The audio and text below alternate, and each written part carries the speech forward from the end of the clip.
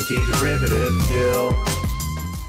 Hello and welcome to Plomeek Teatime number 49. Today is a very special day, of course, because it's Star Trek Day. It's a celebration of the day Star Trek first aired the Man Trap in the United States. But it feels more like my birthday because for Star Trek Day, we're going to review my favorite movie, Star Trek IV, The Voyage Home. And Yay! here to review this movie today with me, or at least to enjoy it, is Scotty R37, and also who just joined us, Bird of Prey 5. Hello. Hola, hello world. So good to be here, and I had to be here for this most wonderful of wonderful Trek movies.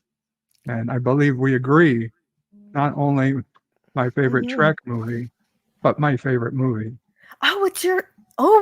It's your favorite movie too? That's crazy. That's crazy cool. Well, if there's anything you want to say about it, like I always say, I'm going through all the slides, but you don't have to be in order. So anything you want to say about this movie, go for it. I appreciate that. And so I got to start them now because I loving this movie so much. I have too many slides, so they're going to start now. Of course, with the cast and crew, the dedication to the Challenger. I use this as a trivia challenge for people who really watch the movie. Like, what's the first frame of the movie? Mm-hmm. The very first frame. Most of them, it's black, but this very first frame is the dedication. Yeah, this film's dedicated to the men and women of the spaceship Challenger, which broke apart shortly after liftoff on January 28th, 1986. 10 months before this movie's released. And I was a baby when this happened, so I didn't see this on TV, but I know there are a lot of people who are older who remember specifically what they were doing when this tragic event occurred. It was in second grade. Second graders, man. And this is something, because it is Star Trek Day. We are celebrating Star Trek 4, but also Star Trek in general. Like, this was something that resonated to me. I think of this when I see that episode of Star Trek The Next Generation where Mae Jemison was the transporter chief. And I'm like, there's a lot of hubbub about people being inspired by Star Trek to get into sciences and engineering and all that jazz. But when you actually saw, like, this was the first Star Trek movie that I saw in theaters, and it was touching for the dedication and then also the rip-roaring space adventure of how awesome it is to be an astronaut. And then later on in Star Trek Next Generation, you get an astronaut. Like, and it was, it's cultural resonance, and I really appreciate it. Yes, and I guess I will read it. The cast and crew of Star Trek wish to dedicate this film to the men and women of the spaceship Challenger, whose courageous spirit shall live to the 23rd century and beyond.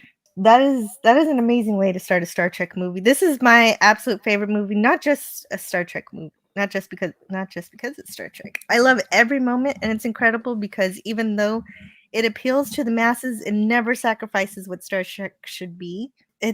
I do love Wrath of Khan is second for my favorite Star Trek movie, but it's wonderful to just have an antagonist in the probe that's not malicious or seeking revenge, because in true Star Trek fashion on the TV show, very often the antagonist is not vengeful in nature. And so I really love the fact that we end up knowing very little about this alien probe, except that it wants only to talk to the whales. And so it remains extremely alien in that regard. Well, and speaking of which, ultimately, when spoilers for Star Trek IV, The Voyage Home, when they bring the whales to the 23rd century, there is a communication between the probe and the whales. Yes. And they initially wrote subtitles. I heard about that. I could never. But have you read them? I've never read them. No. I tried looking for them, but Nimoy quelled it. He didn't want it. And I agree. I think it adds to the mystique, although it does throw a little bit of a misremembering in my brain, because I always thought that the communication between the probe and Gracie was during her birth. I always thought that there was a third whale at the end when they go towards the Golden Gate Bridge. I watched it again yesterday. I thought I saw a baby, but there's no baby. Oh, that's your Mandela effect. Yeah. I know we just touched on something and we're way out of order, but I've That's got to fine. bring it up because Yeah. some people get disturbed at this a little bit, but George and Gracie have a baby together. But George and Gracie came into the Cetacean Institute as cubs. Oh, you're saying it's an inbred whale. They're sisters, brother and sister. They are? That's They- never. I don't remember that. No, but if they came to the institute Mhm. as cubs, more than likely it's because their mother died. Calves. And calves, whatever. Calves, is Sorry. that what they're called? Yes, think so. calves. You're right. Yes. Calves, right? I'm bear cubs. I hate to yeah. correct, but come No, on. I appreciate it. It's a murder of crows. I knew it was. I knew I was off. All right, it's couldn't- cool. Anyway, It's cool. That is either a- way, That is a Either way, possibility. Wow, I never I considered that. strongly think that they were brother and sister. Mhm. And then it was very disturbing to learn that, wait, why are they having a baby together? And, even as a kid, I realized that didn't make a lot of sense. Huh. But Mhm. and then Yeah, some that wouldn't other if Trek that, if that fans were true. Wow. who had never thought of it before, I tell them about it, and they're like, their entire childhoods are ruined. Well, not Well, ruined. I don't know. It just, It's not ruined for me because I can imagine that maybe they're not. Maybe they're just in the same pod, not necessarily the Oh, same yeah, maybe. mother. Yeah, but even Maybe you the know whole what? pod was killed, and they Even were if the they only are, survivors. even if they are brother and Exactly. sister, they're like the royal family of whales, like literally in the future. So, like, if you want to have an inbred kingdom, go for it. It's fine. Yeah. Mhm. So Which this is amazing. We do okay. So this is the true, like, I consider Star Trek: Wrath of Khan, Search for Spock, and Voyage Home to be a trilogy, as I'm sure many. yeah, Indeed. agreed. This is not new information. So to catch everybody up, Khan was discovered by the USS Oh Reliant. no! Wait a minute. I have some. We gotta well, do a You know chat. what? Go ahead. No, I was just gonna recap movies that everybody's seen. So No, but I was gonna do that too. But I was gonna let Leonard Nimoy do that. I have that. oh here. please. I mean, not Leonard Nimoy. Sorry. William Shatner. Ooh, even better. So let me pause the slides and get that over here. Oh, James Caserta says, I hate this movie so much I love it again. They're caricatures. Normie's like I you know what? I don't mind that Normie's like it because this doesn't take away from what Star Trek should be. There's a lot of I don't believe that they are caricatures. I think that they are realistic versions of themselves. I don't believe they're ever out of character. Walter Koenig looks a little bored during this movie. He doesn't have a lot to do, but when he does, he Well, brings it up. Yeah, he does have, like, he's an important part of the crew. Like, they do go on a side mission to rescue him. And it just seems that I just watching Walter Koenig in this movie, it's like he has so much more fun in Star Trek V. Well, he has more to do. Yeah, Mark Yeah. Harkness here. So this Just more- film yeah. marks Leonard's third Star Trek film. Mark Leonard's third Star Trek film appearance and a solid performance of Sarek as always. Yes, I love when he scolds the Klingon in the little council they have. You know what I was really surprised by when I rewatched this was Jane Wyatt. I don't know how old she was in Star Trek 4. Still very attractive. Wow. Hello to Yama's Queen Jess, Lemon Pie. Lemon. If we see her again, tell me that again. Oh yeah, I no, can you'll see her. know. You'll know when the gray. It's Spock's mom. Oh, From, Amanda. Okay. Yeah, Amanda. but yeah, no, the actress's name is Jane Wyatt.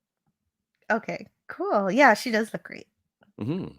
So this is something I'd never seen before. I was excited to find this. It's a special prologue that catches you up with the previous movies if you'd like to know why, what happened before, just in case you don't know.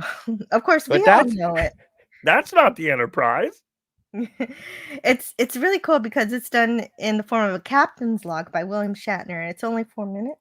I think I can play it. If I get in trouble later, I'll clip this out so you could see where to find Paramount it is later. too busy running their own streams today. They can't police everybody else, or maybe they can. Hooray. Who knows?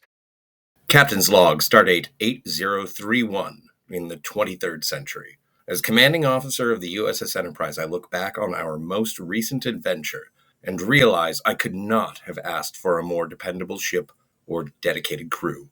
Chekhov, Dr. McCoy, Uhura, Scotty, Sulu, and our late comrade Spock, whose heroic sacrifice during our last mission is now deeply felt. Our ship and our lives have been endangered by an experimental project called Genesis, designed to bring new life to barren moons. We sent Spock's body there to rest in peace. He asked you to bring him to us. The word is no. I am therefore going anyway. Space Dock. Sir, someone is stealing the Enterprise. This planet will destroy itself in hours. Unfortunately, we were not the first to arrive. Quickly overpowered, we had no choice but to allow the Klingons aboard, which meant the only way to defeat them was to destroy the Enterprise. Destruct sequence is activated. Leaving our ship for the last time, we fled to Genesis. Get out! Get out of there! My God, Bones. What have I done? Turn death into a fighting chance to live. Just as the planet began to self-destruct, we found Spock, and he was alive. His body had been regenerated, but his mind was a blank. Escaping Genesis, we used the captured Klingon vessel to transport us to Vulcan. Vulcan? All right, I'm just leaving that there. Where a mysterious ceremony was performed by Spock's people to restore his memory. Your name is Jim. Meanwhile, back on Earth, the punishment for our disobedience awaited us. Bum bum bum bum bum ba da da da da bum bum bum bum bum ba da da da da ba ba ba ba ba ba. This is not the right theme, but it's Star Trekky enough. Bum bum. Anyway, so that's what last time on Star Trek was. That's amazing. That was great. I've never seen that recap, and I'm glad I didn't trip along through it. Thank you, Jill.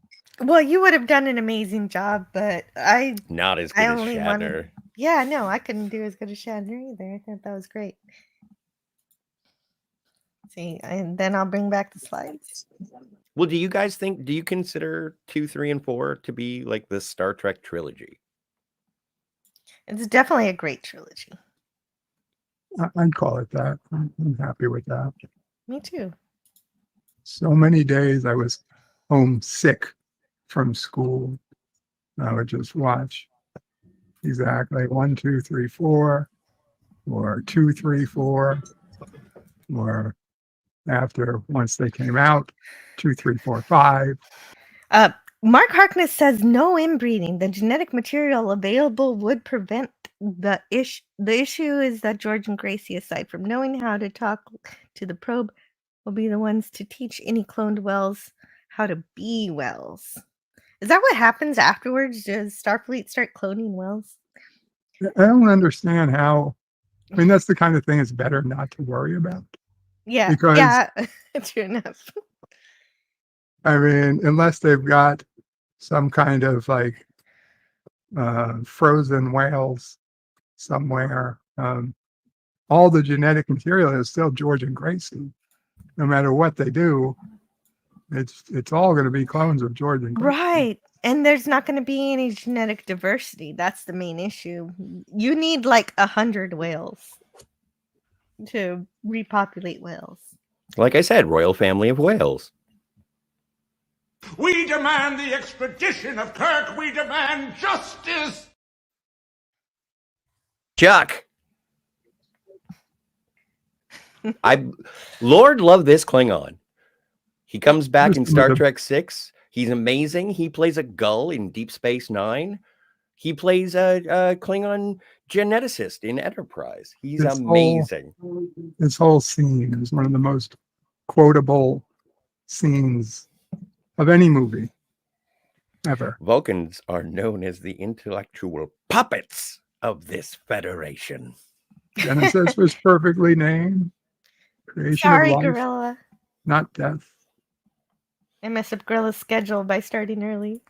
And Yama's Queen Jess agrees. 3, 4, 5 is the trilogy. 3, 4, 5. See, that's interesting. 5 is a continuation because there is a captain's log, or no, there's an engineer's log in 5 that says, Let's see what she's got, he said. Well, we found out, didn't we? Oh yeah. I prefer 2, 3, 4 as the trilogy. Yes, that is my preference as well. But it does seem Yamas likes 5 like you do, so that's pretty cool. The novelization explains that there were tissue samples frozen since the late 20th century, says Mark Harkness. Oh, wow. Oh, they Cool just didn't beta have any canon. fully grown whales? No peace. But don't worry, the Klingon drama is going to come later in Star Trek 6, so you don't have to worry too Pop much about this. culture. No, go back one. Pop culture Yes, curator. please That's read it. amazing. The Klingon pop culture curator dropping science in the chat says the Klingon ambassador Sorry. John Go ahead. Shuck was Nimoy's brother-in-law.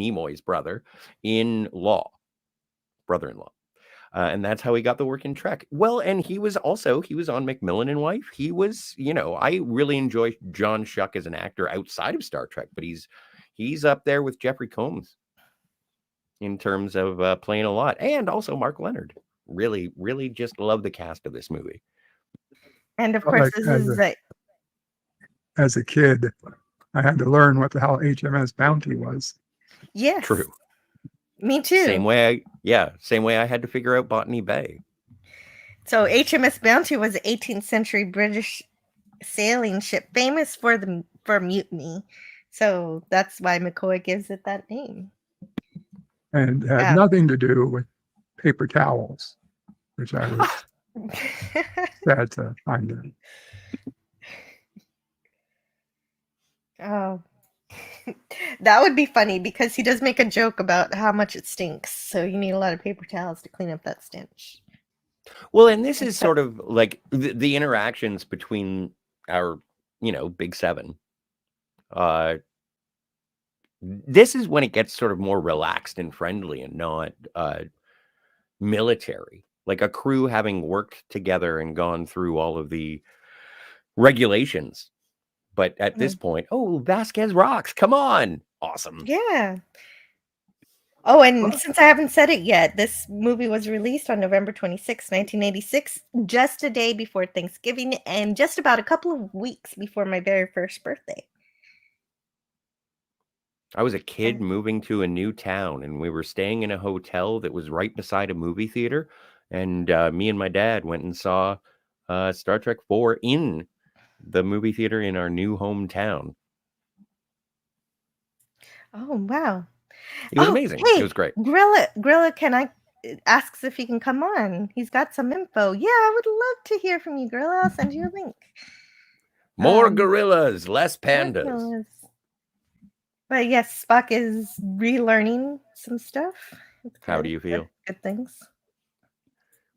What? Okay, wait. Go through the list. Go through the list. I'll do the subtitles. Is it okay? What contribution to bioengineering was made on Klendeth? He doesn't say anything. The universal atmospheric element compensator. Is that what he said? Is that the answer? Starship sensors indicate it is being pursued so closely. See, I don't know who's talking or what. Yeah, I don't recall those lines at all. No, I can pull it from the script. Do you want to? No, I believe you. You can. I believe you. It's fine. Correct. That's the Klingon mummification clip. Yeah, so if you want to do any scene from the movie, we can, but I have to put it in the private chat so we know who's talking. It's such a long thing. Like, don't worry about it. I'm being flippant and silly. No, but the flippant and silly things are good sometimes. I know. I'm not stopping. I'm just saying we don't have to do that one. And so Gorilla's going to come on and tell us what's what. And James Caserta says the quintessential devil in these matters. So I'm just going to press play. So we're supposed to believe that these people that have been, not found guilty yet, but I thought about this. Charged with however many, problems for going to Genesis, that they've just been sitting on Vulcan for 3 months or something? Now, 3 months? I understand your argument and I understand your rationale. Vulcan is a Federation planet. It's like the most Federation planet to Earth. And also, let's not forget that in Amok Time, T'Pau presided over Spock's wedding, thusly showing the importance of Spock on Vulcan, or at least Sarek. Yeah. Okay. Then we have the returning of Spock and the joining of a human carrying a Katra and a newly resurrected Spock. Like, I think Vulcan would be like, no, we're good. If you want us to observe them and make sure that they don't do anything wrong, then we'll do that. But we're not extraditing. They have a ship. They're fixing it. It's only logical that they would return in that ship. Don't you want a Klingon bird of prey? And then Earth would be like, okay, you got a point. 3 months, fine. Hey, you really thought about that. That's good. I did. I'm happy with that. Tyron is here. Hello, Tyron Lethbridge. He says, "Good day, people. I'll be popping in and out. Busy day for me. Star Trek 4 is one of our favorites. And if I can't be here, I'll catch on the rewatch." Thank you, Tyron. I'd love it if you could stop by later on, if I'm still going. Maybe it's also what Amanda wants, Amanda gets. I'm looking for Amanda hug and kiss. It looks like it, from the way they're talking, it looks like Amanda is really helping him come back into his own and reorienting him with his human half. Like, just what a striking woman. And she exudes, and it's nice to have that sort of bringing back of classic cast, as they did with Khan, they do with Amanda. And it's amazing just to have that continuity. And when people question, why is continuity so important to you? Well, it's always been about, oh no, it's Audrey Hepburn as Spock's mom. No, it's Amanda Wyatt. Yeah. So Vulcans are capable of controlling their emotions. Jane Wyatt, because Amanda Grayson. Sorry. They understand them and how powerful they are. So Amanda is helping him get in touch with them again, I think. And so there's Spock. Before he's had to go through this retraining and everything, he's used this talent on several occasions in the original series to read the emotions of others. But hey, it's the space probe. Did you guys ever read the novel Probe? I did. And it talks about the aftermath of when the probe leaves. But did you? Got Romulans. Part of it, a little dry. Was it good? No, not too good. Not all of it. So no, and also can't read. Not to bring down the conversation, but I feel it's only got to be pointed out for completeness that officially this week we saw the return of the whale probe to Star Trek, as it has been added to the opening credits of Lower Decks. Oh. Season 4 of Lower Decks now has the whale probe in the battle scene, fighting the battle Borg. Scene. There's one scene. There's one scene in the opening credits of Lower Decks that they've been adding ships in since the first season. Originally, it was the Borg versus Romulans. Yes. Then they added Klingons. Then they added... Weren't there Pac-Lads? They did the Pac-Lad thing. Yeah. They added Pac-Lads. Then they added the crystalline entity. Why? Why are all these things just all in one spot? And now the whale probe. Which doesn't make any sense, because all of the other ships would be drained of power except for the crystalline entity. Oh, and of course a Borg. I hope the crystalline entity just eats all of them. Wow. Well, yeah, that's harsh. You're rooting for the crystalline entity? Yes. All right. For Lower lore. Decks, yes. Well, because I wanted to talk about the alien. Turn your little man into a Roman candle. Lore. Well, not really, but I don't understand why all of these ships are all together. That doesn't make sense, and I don't know why. I haven't seen Lower Decks since season 1. Well, and if Three So smaller I ships had have been neutralized. exactly. Sorry, had to say it. I had a question, and I asked Jill this yesterday when I was doing the rewatch. When you see Admiral Cartwright, do you think to yourself, "Oh, it's this a-hole," because you know what he does in Star Trek 6, or are you just happy No, to see because I Brock pretty Peters? much probably would have been on the side of Star Trek 6. Wow. Okay. I mean, you can't trust the Klingons. I think of him as Joseph Sisko first, and then I'm like, oh yeah, Admiral Cartwright. That was something that hadn't occurred to me, and so I appreciated your response. Also, this gentleman was in The Spy Who Loved Me, I think. Oh yes. No, Octopussy. He was in Octopussy, and he was a famous tennis player. I forget his name. Someone will know in the chat. And he was sort of he showed up in movies in the 80s, but he was a tennis pro.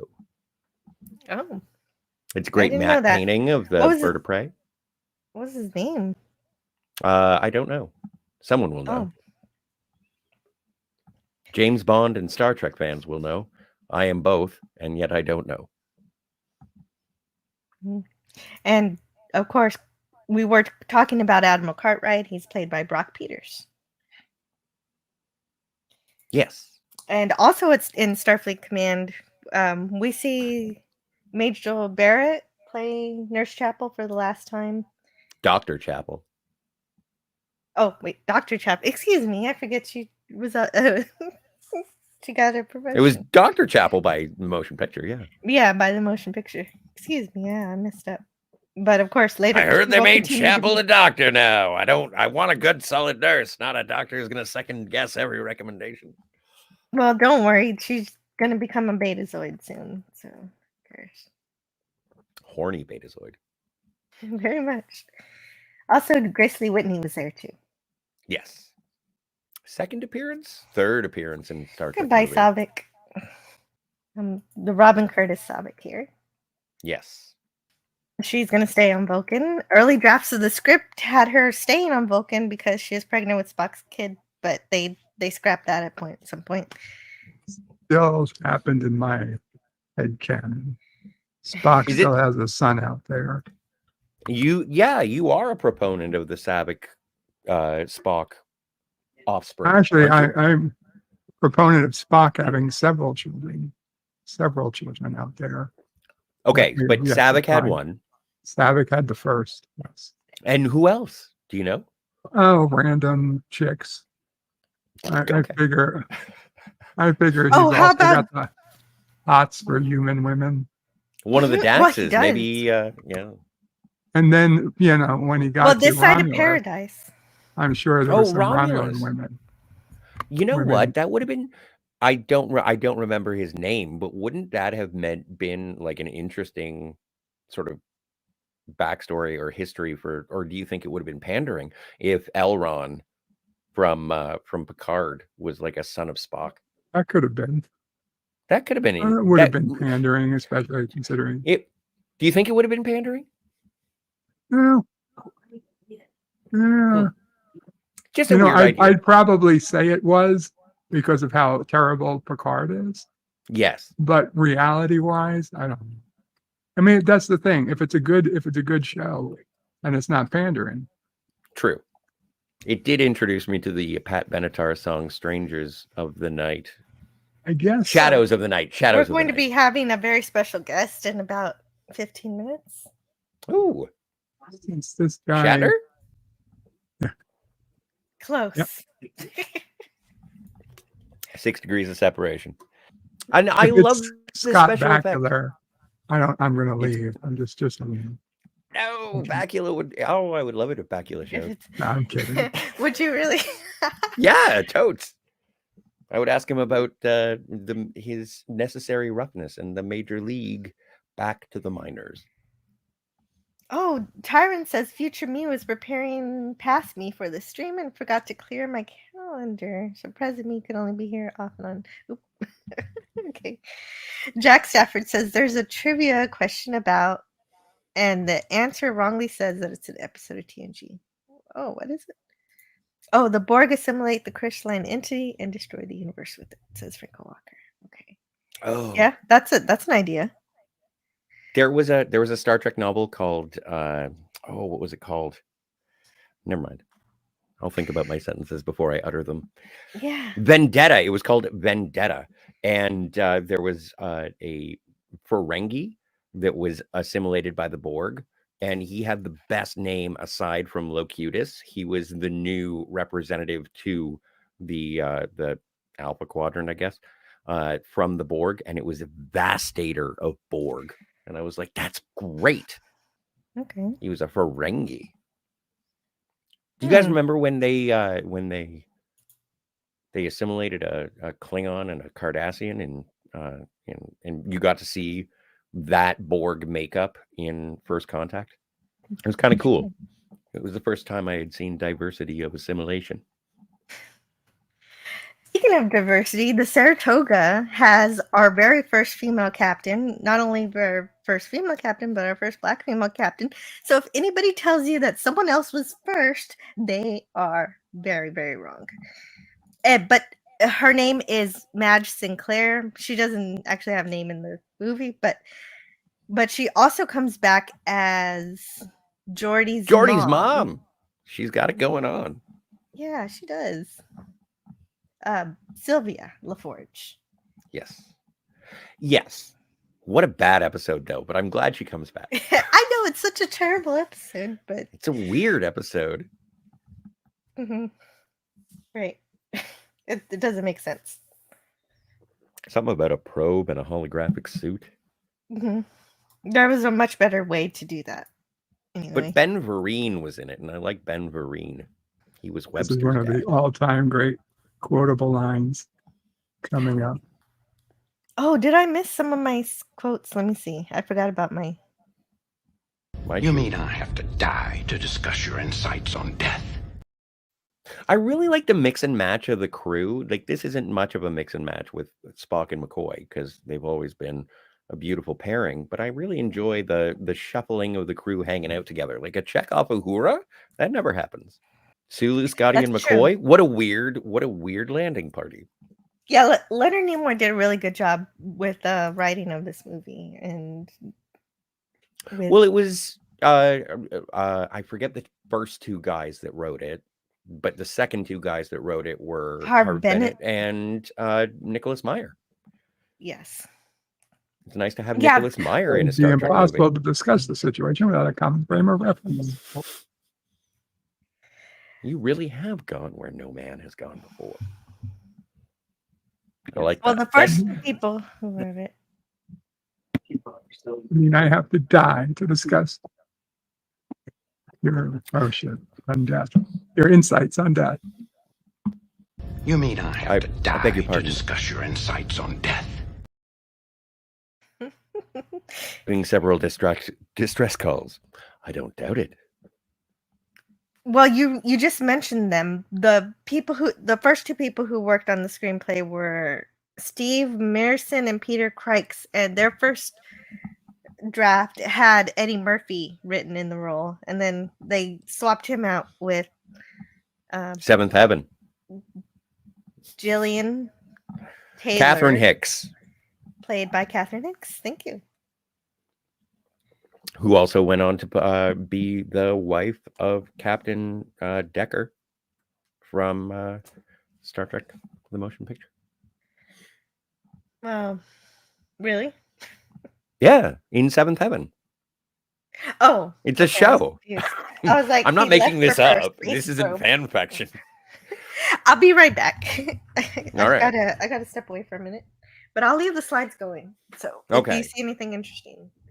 Well, and one of the things that comes up here is because they are discussing the cloud cover and the power loss on the planet. And yes, John Barrowman, thank heavens he's here. One of the best horror movie actors in history. Very iconic. Still alive, from what I understand. The Federation president comes back in Haven, I think, in first season of Star Trek The Next Generation, as the father of the dude who is supposed to marry Counselor Troy. But he ends up having fascinations with a leper colony. He's been drawing. Anyway, this is an episode of Star Trek The Next Generation from the first season, which is bad. So I won't go into it. I forgot what I was saying. Bird, any idea? I wasn't 100% sure, but All right. I'm just running. maybe you I better want put to out keep up. the distress call while we still can. Oh, no, I one was of going to my bring... favorites. I really appreciate everything that's going on Earth. Like, I know that the more we get into the Star Trek movies, it's Earth-centric. I do like how this one is sort of Save the Earth. Well, the first one was Save the Earth. They're all Save the Earth. Really afraid that they're going to die on Earth? I guess so. If you can't survive without the sun. Yeah, and they can't have any starships come beam you off. It was ridiculous. It was ridiculous that they didn't launch any. Okay, I'll be honest. What really upsets me when the power goes out in space dock and the little ships just come to a stop instead of just keep going because of inertia. Oh, in terms of drifting inertia, yeah. That was a little. Even my, second grade old self was like, "That's not how space works." True. The space shuttle needs retro rockets to stop. What if? Okay, hang on a second. Let's consider the technology of Starfleet.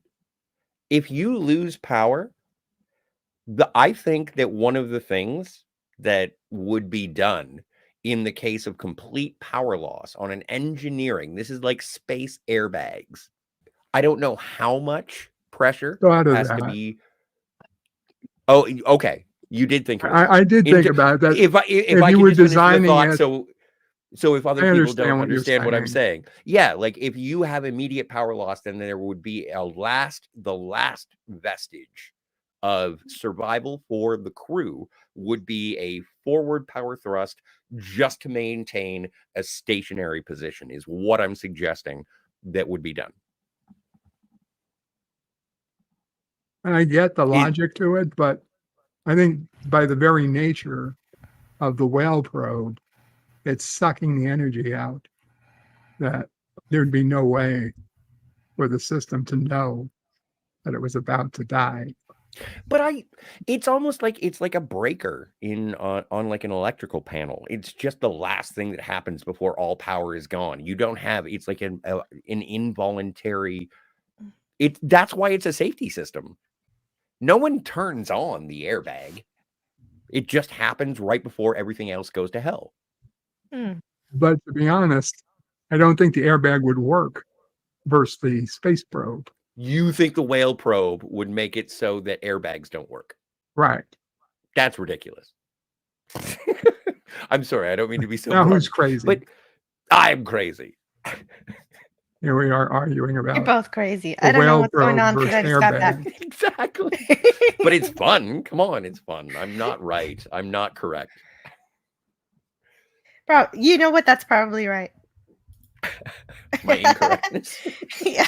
It's the only thing that you've said properly go with so that. far. I'm gonna go with that because Bird usually knows what he's talking about. Totes. So Raymond says, "Hello there. Here to leave a like." Ray. Hello, Raymond. Great to see you here. I'm really looking Not forward. sure. Sure, not everyone loves TNG, and that's fine. I love TNG. What? Who said something about TNG? I love TNG. Good. No, I was kind of poo-pooing first season. Although first season, like first season TNG is like listening to AM radio. It's great. It's not that bad. Like half of the episodes are B's. It's just the other half is just really bad. It's better than BEM. Mm-hmm. Jack Stafford says the trivia answer always says it was the female captain in Conspiracy, and the first black Vulcan appeared in Star Trek V during Spock's birth flashback. Oh, thank you, Jack Stafford. Yeah, you're right. That would be wrong. The TNG episode, that black woman captain was said Captain to be Tryla Scott, the youngest or something. Yeah, the youngest captain in Starfleet the youngest history. captain. Oh, then she still gets something then. That's good. I remember reading in a Starlog magazine an article saying we can't, At the time of the original series, Captain Kirk was the youngest captain. And we can't even give that to Captain Kirk. We have to have this woman of color, the said that? trophy. It was in a Starlog that I read. Oh, wow, that's funny. And it was like, you can't even let Jim Kirk be the youngest captain. F you, Next Generation. But Original series or nothing. At least it came after. Oh, he's not here yet, but. I would never live in the 24th century. I fucking hate the Next Generation. Only the original series, only classic. That clip. Yeah, that makes me giggle every time I hear it. It's so great because I love the. Anyway, moving on. Whales. Yeah, it actually has the scientific name for the whales. I have a question. Terra Nova Angeli. Yes. It is in regards to Klingon computer cores. Klingon computer cores. They apparently are. What's your question? Compatible. My question is this a Federation data set that has the whale information, or do Klingons know that much about whales? No, I think it's pretty clear that Scotty said earlier that Klingon computer systems will interface with Federation database. Oh, okay. Yeah, he updated everything. He even updated the snacks. Which I thought was a poor taste fat joke. I always cringe at that joke. It was giving me a sour stomach. And then Kirk goes, oh, is that what that was? And it's like, come on, man. He's not that fat.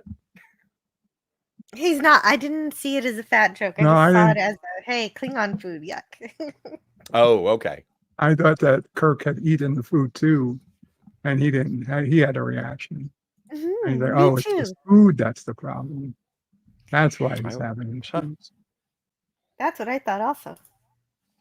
If you'll excuse me for just one moment. Mark Harkness says, whale probe cannot instantaneously stop a chemical fuel reaction. So mentioned in the cage, we've lost all power. Switch to rockets. So yeah, the rockets. We're blasting out off orbit. Chemical rockets still a thing. Yeah, in the cage, yes. We don't really use them much after that. James Caserta says, it could have dampened all chemical reactions too. I don't know about that. If it was dampening chemical reactions, like people would die, because like your biology is just a whole lot of chemical reactions to keep you alive. The fact that it could discriminate against chemical reaction to power a rocket versus to power your organs, I don't know. Yama's Queen Jess says someone voiced Sarabi in The Lion King. Who did? Who voiced Sarabi? I don't even know. Is that Robin Curtis? Oh my goodness. Okay, so I would like to welcome a very special guest, a creator of Free Enterprise. I should have prepared something for this. Hello. Hello. How's it going? Hey. Hey, it's going great. We're just enjoying Star Trek 4 on this Star Trek Day. Happy Star Trek Day. Are you guys actually watching the movie? I made screen caps. So I watched the movie and I make screen caps, and then I convert it into a slideshow and then a video, and then I just play it while we have the live stream. So you don't have to go by what's on the screen. I'm pretty sure we've all seen the movie enough. Exactly. Exactly. Plays. When I was in, this movie came out when I was in college, and our college had this thing called an emergency loan, and you could get $300 if you had a problem of any kind. And so a friend of mine calls me up, and my friend Taylor White, who lives in LA, he goes, I have a screening to see. I've passes to see an advanced screening at the Academy of Motion Picture Arts and Sciences to see Star Trek 4. So I went and got an emergency loan from my college in Olympia, Washington, and I bought a plane ticket, and I flew to LA to see this movie before it opened at the Academy Theater, which is one of the most beautiful movie theaters in the world. I mean, the technology in it was incredible.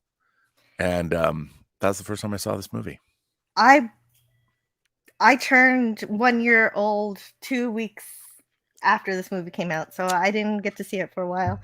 But Yeah, well, that's exactly the first thing I wanted, was to hear people's theater experiences, because I'm always interested to hear people first watching Star Trek, because I'd never been able to do that. I have to tell you, I did not like this movie the first time I saw it. I found it to be really disappointing, and I have subsequently come to love this movie. It is my favorite movie, not just my favorite Star Trek movie, but my favorite movie in general, because even though it does appeal to the masses, which I could see is probably a contention with some people, it still sticks to what Star Trek's all about, with the antagonist rather than a villain. Yeah, well, that's the thing. I so mean, much fun. I always, you're right. I always say that. And what I love about this movie, what I've come to love about this movie, that I think was really forward thinking, is, like, I understand that, you know, Nicholas Meyer and Nimoy worked on the story, because Nicholas Meyer does have a credit on the film. But the idea that there is a species, like, we as human beings really do not understand most of what goes on in our biosphere. Like, we're trying to figure, like, this idea that whales, like, what if whales, I was talking about this to a friend of mine the other day. Whales obviously communicate. We know they communicate. Well, Yes. what if we break into the lines of whale communication, we understand what they're saying, and whales, for instance, are very self-aware, and what if whales, for instance, have religion, and they believe in a whale god, and they believe, like, they were created by their whale god? How would we be able to, as human beings, to reconcile that? If we found out that, because obviously whales are incredibly intelligent, and we have no idea if they have their own self-awareness. And I thought that from a science fiction perspective, having this alien probe show up and try and call whales, not having nothing to do with human beings, like they were probably visiting us, because whales have been around for hundreds of millions of years The longer. explanation within the movie is that the humans haven't been around yet when the space probe came by, and obviously this movie confirms, at least within the Star Trek universe, just how intelligent whales are. But I believe that to be true in real life too. But Spock proves it with his mind meld. And I don't know so much about them having worshiping any. Well, I'm just saying that was anything. just something we were discussing. But no, like in the movie, like you say, that they're totally self-aware, and I've come to really like this. It's so Star Trek, you know. It's like the most of all the movies. I mean, that and it's not just because there's two probes, but I like Star Trek the motion picture and Star Trek 4 in terms of being representative. I mean, Star Trek 2 is a great movie, but it's kind of a bit off-brand, where there's too much Horatio Hornblower and nauticalness in it. It's still a great movie, but in terms of the distillation of Star Trek, I think that Star Trek the motion picture and this movie are the most Star Trek of the feature films. Yes. Hi, Rob. Hello, because sir. How are you? Nobody dies I'm well. in this movie. Nobody dies. I worked at a movie theater, or actually I was sort of helping to program once a month at a movie theater. And I thought it would be a great idea to do a Star Trek movie. And we gave Democracy a try. And so we offered up First Contact or Star Trek 4, The Voyage Home. And so as I was introducing it with the man who was actually in control of who could program it, he said, "So really, First Contact, not Voyage Home?" And I was like, "I know, they voted for this. I wanted a good Star Trek movie." And so I've always, like, if you compare, like, this is the one that is the most, it has the most heart, it has the most personality, it's everybody caring for each other. And at the end, like, when Spock shows up and he's like, "I stand with my shipmates." Oh, it's amazing. It also and people don't like think about this a lot, but it is a time travel movie, and it has one of my favorite, like, the time travelness in Star Trek has become so convoluted, because this movie, by the way, is also the first movie that Mike Okuda worked on, predating Next Generation. But I love the fact when they go into the antique store and they need to make money, so Kirk sells his glasses back, and Spock says, you know, weren't those a gift from Dr. McCoy? And Kirk says, and they will be again. That's the beauty of it. And right then and there, they completely establish, in my mind, that there's one Star Trek timeline. You know, because now it's like, and you can bend, and whatever happens with alternate universes and all that, it comes back to the one timeline. Yeah, you could say that they were always meant to sell those glasses. Exactly. That absolutely 100%. So them going back in time is part of the established timeline. And as Star Trek has gone on, especially beginning with Next Generation, and then as Voyager and Enterprise, there's so many different things that happen. I think that time travel has been fundamentally changed because people don't, once you start doing time travel stories and you don't think through, you have to decide what your cosmology of your time travel is. And Star Trek had a certain cosmology to it, at least throughout the original series. I had a weird thought in regards to this film specifically, is that people have asked, it's like, okay, so Edith Keeler can die and there are no repercussions, and that's the way it's supposed to go. But if you steal 2 whales, that has no effect on the future of humanity. And I say, oh, but it does, because when George and Gracie are taken to the future and that whaling ship, I'm assuming it's Russian, turns around and goes away, it leads to the maintaining of the Soviet Union, because in the 23rd century, there is still a Leningrad. Well, it depends. I don't know who's on the whaling ship. Or Chekhov was using Leningrad to make a joke. No, but when John Barrowman was the communications officer or the monitoring officer in the 23rd century, before Kirk even goes back in time, he says Leningrad has such and such a cloud cover. Obviously, it's true. In it's real true. history, it's St. Petersburg now, because Lenin. Meh. Maybe there's a reason they changed it back. Maybe after the World War III or something. But that's a good point. You're talking about the butterfly effect. Yeah. Yes. That's a good point. But here we get the slingshot effect that was also first used in Tomorrow Is Yesterday. Mm-hmm. Talking about And that's butterfly, what they mean when they say we've done it before. Go ahead. The biggest one for me has always been with Scotty giving the transparent aluminum formula. And I know McCoy brings it up. And Scotty says, well, how do we know he didn't invent the darn thing? Yeah. And I thought maybe Scotty knew this guy did invent it. And he was just giving it to him early. Well, yeah, I mean, but again, that's another good point. Like, they do that, and we don't see the ramifications of that. By the way, somebody in the chat was saying that a lot of this was the thing about hornblowers. A lot of this Star Trek was, I mean, the Navy was a huge influence on the creation of Star Trek. But when Nicholas Meyer did Star Trek 2, I mean, they're wearing peacoats. The Mighty Maroons are essentially peacoats. They're naval peacoats that you would wear on the conning tower of a submarine. And so there's a lot of the nauticalness of all of that was really injected into Star Trek, and the whole storyline's kind of a riff on Moby Dick and Captain Ahab and the White Whale, and I get all that. It's great. I mean, I love it. I mean, Star Trek 2 to me is the best Star Trek movie, but it's not my favorite Star Trek movie, and I do think it moved Star Trek too far into the nautical realm. But that's just I think it's my second favorite. If you're going to have a villain, that's the right way to do it, the way they did it there. Yeah, because Khan's villainy was made by Kirk. He was an antagonist. Kirk said, can you tame a world? And he should have checked on him. Like, Khan's like, you never bothered to check on our progress. And it's funny because at the end of Space Seed, Spock even says, it would be interesting to come see what flower had sprouted from the seed you planted today. They should have gone back to check, but it's really, I'll tell you something. Mm-hmm. One of the great tragedies of modern Star Trek is that Nicholas Meyer wasn't able to make his 3-part Khan miniseries.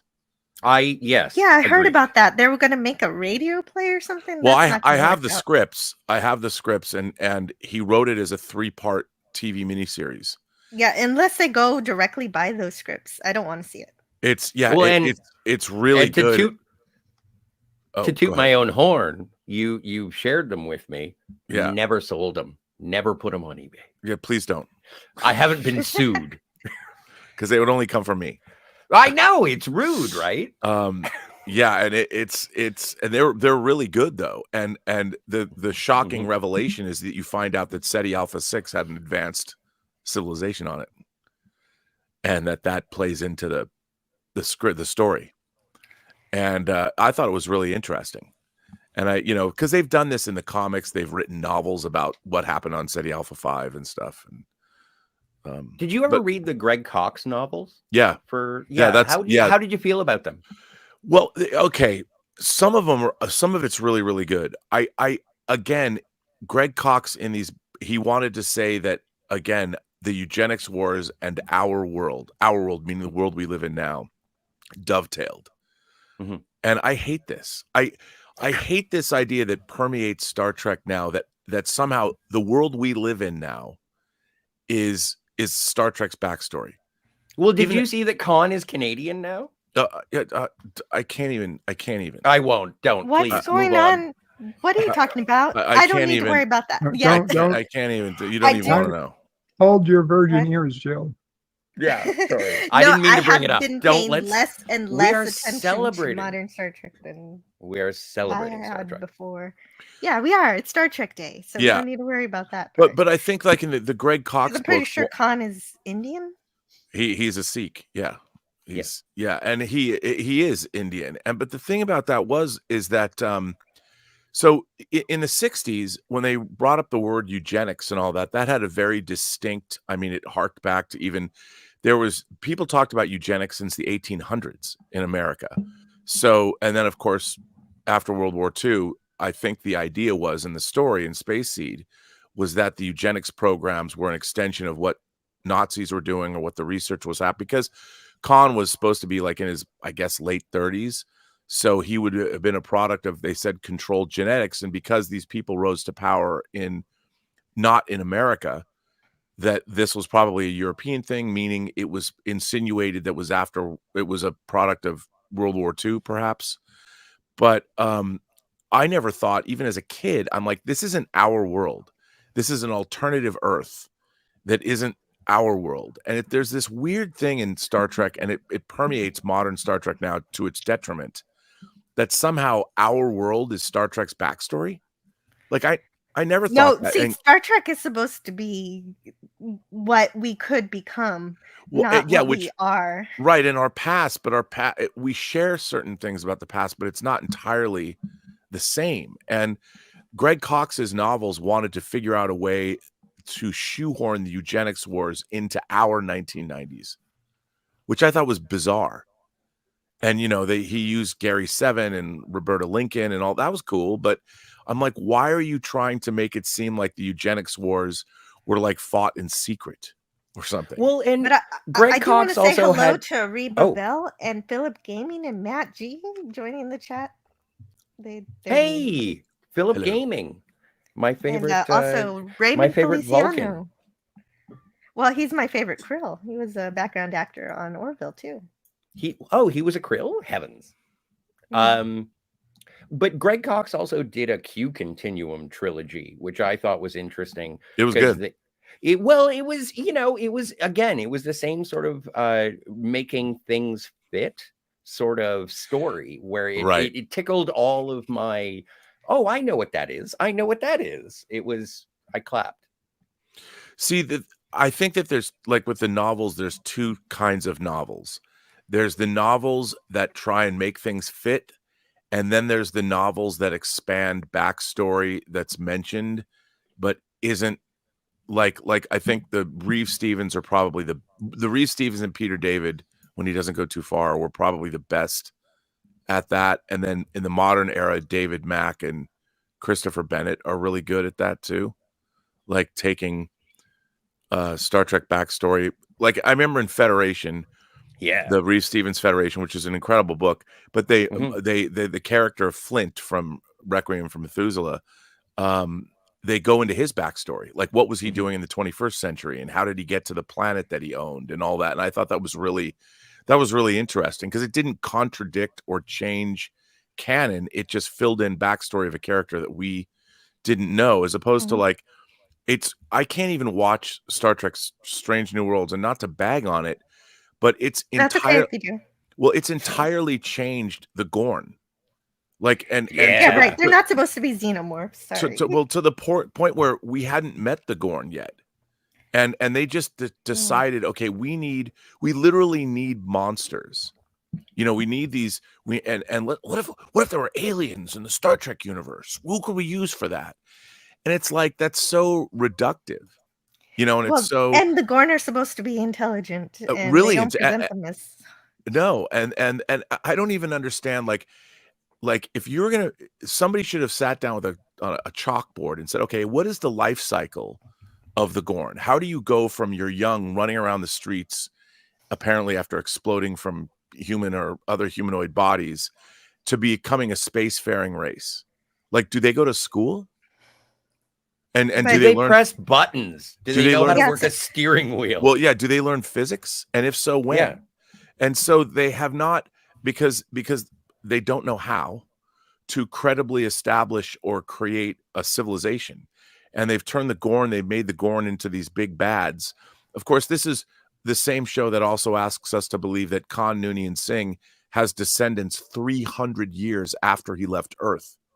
Did he just sire a bunch of kids? They left, or like, did his progeny, which would be genetically, it makes no sense, because Khan would have mated with a genetically engineered woman, I suppose. Well, in his reign. Rob. The kids are working on the Enterprise, and you know, when Khan comes on the Enterprise, nobody tells him your descendant sat right there. Right, and not only that, why? Okay, if you're, do you know a lot of people with the last name Hitler? 7. Only a few. Yeah, I mean, it's just, it's such a weird. It's so weird that they can't, like, they have an opportunity to come up with all new stories, all new interesting things, and all they do is mine Star Trek backstory and ruin it. But the thing is that Star Trek 4 and other real Star Trek actually make very good use of that continuity. I love this movie because they didn't know how to recrystallize the dilithium before, but Spock comes up with something, and we get to see that evolve in the next generation when they have a more efficient way to do that. Yeah, I know. The dilithium recrystallizes within the chamber, says Geordi to Scotty in Relics. And he's like, what? That's crazy. Oh, the technologies. Well, but also, you know, the thing about what I also like about this story is Star Trek 4 is that the relationship with Kirk and Spock, even though obviously Spock's getting better after his ordeal in the previous film, the relationship between Kirk and Spock is both humorous, but also it shows that they have a certain casual intimacy that you don't necessarily see in the structure, you know, because it's when they're walking beneath the Golden Gate Bridge and they're having a conversation, you realize that these men are friends. They have an informal friendship outside of work, because you never really see them outside of work. You know, they are working, of course, but hence Star Trek 5. Well, yes, and that was definitely followed up on in Star Trek 5, but the conversation about colorful metaphors, you know, and the fact there's so many currently laced with, shall I say, more colorful metaphors. So and also the whole thing about pizza, you know, when they're talking and oh yeah, I love Italian. Yes, no, yes, no. And it's no. I mean, and it's that's character-based humor. And that's what Star Trek does best. You know, it doesn't denigrate the characters. As right, everybody stays in character. The portrayal of Spock in Strange New Worlds is just one dismantling of the character after another. Well, I think you said exactly. That they're doing their best to make Spock into Data, and I thought that was the most apt observation. And it's like, Spock is not Data. No, and also the thing about Spock, what they're doing? I'm not even paying attention to that stuff. It's so bad. And people, I love it, and I'm like, I double dumbass on you. And that's another thing. The score for this movie is terrible. You know what? I love 80s horns. I don't care if they're synthesized horns. I mean, I know the soundtrack. Nimoy was for friends with Rosenman, but it's not it's a step down in terms of. Well, Rosenman also, usual. I don't mean to interrupt, but he also did the soundtrack. I learned this through Red Letter Media, but he did the soundtrack to RoboCop 2. Yeah, and it's not good either. Well, no, it's not. And Lord of the Rings, the animated Lord of the Rings. Have you ever heard the alternate opening theme where Rosenthal does he does a original series cover, and it's almost like a march. It sounds very pomp and circumstance. Yeah. It's not. Anyway, you can find it on the tubes that are you. Tyron says, Jill, I was just thinking that R&B looks like a little older Riker. Interested on the panel's thoughts on Frakes' claim that Code of Honor should no longer be aired. TNG season 1 episode. Well, you're saying episode 4, but I think it's episode 3. It might have been shot it might have been shot but aired as episode 4 because it was it might be you might be right about that. I have to go back. No Lieutenant Yard, no vaccine. Look, I hate that episode, but I love it. I think it's hilarious. I'll tell you something though. It's not the answer. That episode is actually interesting because it's about a matriarchal society that people always forget. They talk about the portrayal like, okay, now we're going to the planet of Africans, and but at the end you find out that it is a matriarchal society, and again, I hate this. I hate our knee-jerk, superficial reaction to all this stuff, and the fact is, there are Polynesian civilizations, there are civilizations on our planet that are ethnically based, that depending on what part of the world you go into. And I think that if you watch Code of Honor, not a great episode. I'm not defending the episode. However, it's much more interesting than it gets credit for. And people they forget that, I mean, at the end you have two women fighting because it ultimately, and then you find out it's kind of a twist at the end that you find out that women are calling the shots. Well, this episode would have made more sense if they were lizards the way they were supposed to be. Were they supposed to be lizards? Yes. Like the Antikins and the Sele? Yes, and so their attitude towards just doing exactly what they want and stealing and lying and doing all the terrible things that they do would have come off a lot better. Yeah. Okay, and I want to get off the subject. If they were using their lizard brains, but yes, I want to get off the subject, but I just want to say it one more time because it's one of my favorite things to say. No, Lieutenant Yard, no vaccine. Anyway, thank you. This was a deleted scene with Sulu's ancestor, grandparents. Yeah, great grandfather. Yeah, but the little kid, he was too nervous to actually perform the scene. And I will say this, that I don't like the fact that Chekhov and Uhura are kind of, this is one of the things I don't like in this movie. That's what I said, Alameda. Starfleet Academy, being that it's in San Francisco, they would probably know where Alameda was. They'd probably know. It's like, well, maybe the street names are different. Could be. I just wish that they were like, okay, let's go check. If I remember from my academy days, we can go over to that's where they should have known. I understand that they're making this funny, and they want to have them. But I was trying to wrap my head around it in terms of how does that work, and I sort of supplanted the boroughs of New York into the neighborhoods of San Francisco. I don't know how it works across America. But I was like, well, no, Queens would still exist in the 24th century. Well, maybe Alameda fell into the ocean during a great earthquake. Could be. And I also don't like this. I mean, I know how everyone likes this. This scene is clumsily directed, and Nimoy, it's the worst Vulcan neck pinch in history. This and Star Trek: The Motion Picture, when he gets the technician goes before he falls down. Oh, that guy, yeah, mustache it's man. Not good. Thank you for the geography lesson, Princess Fiona. Alameda is a town they would know across the bay. So Yeah. you're right. Where's Oakland?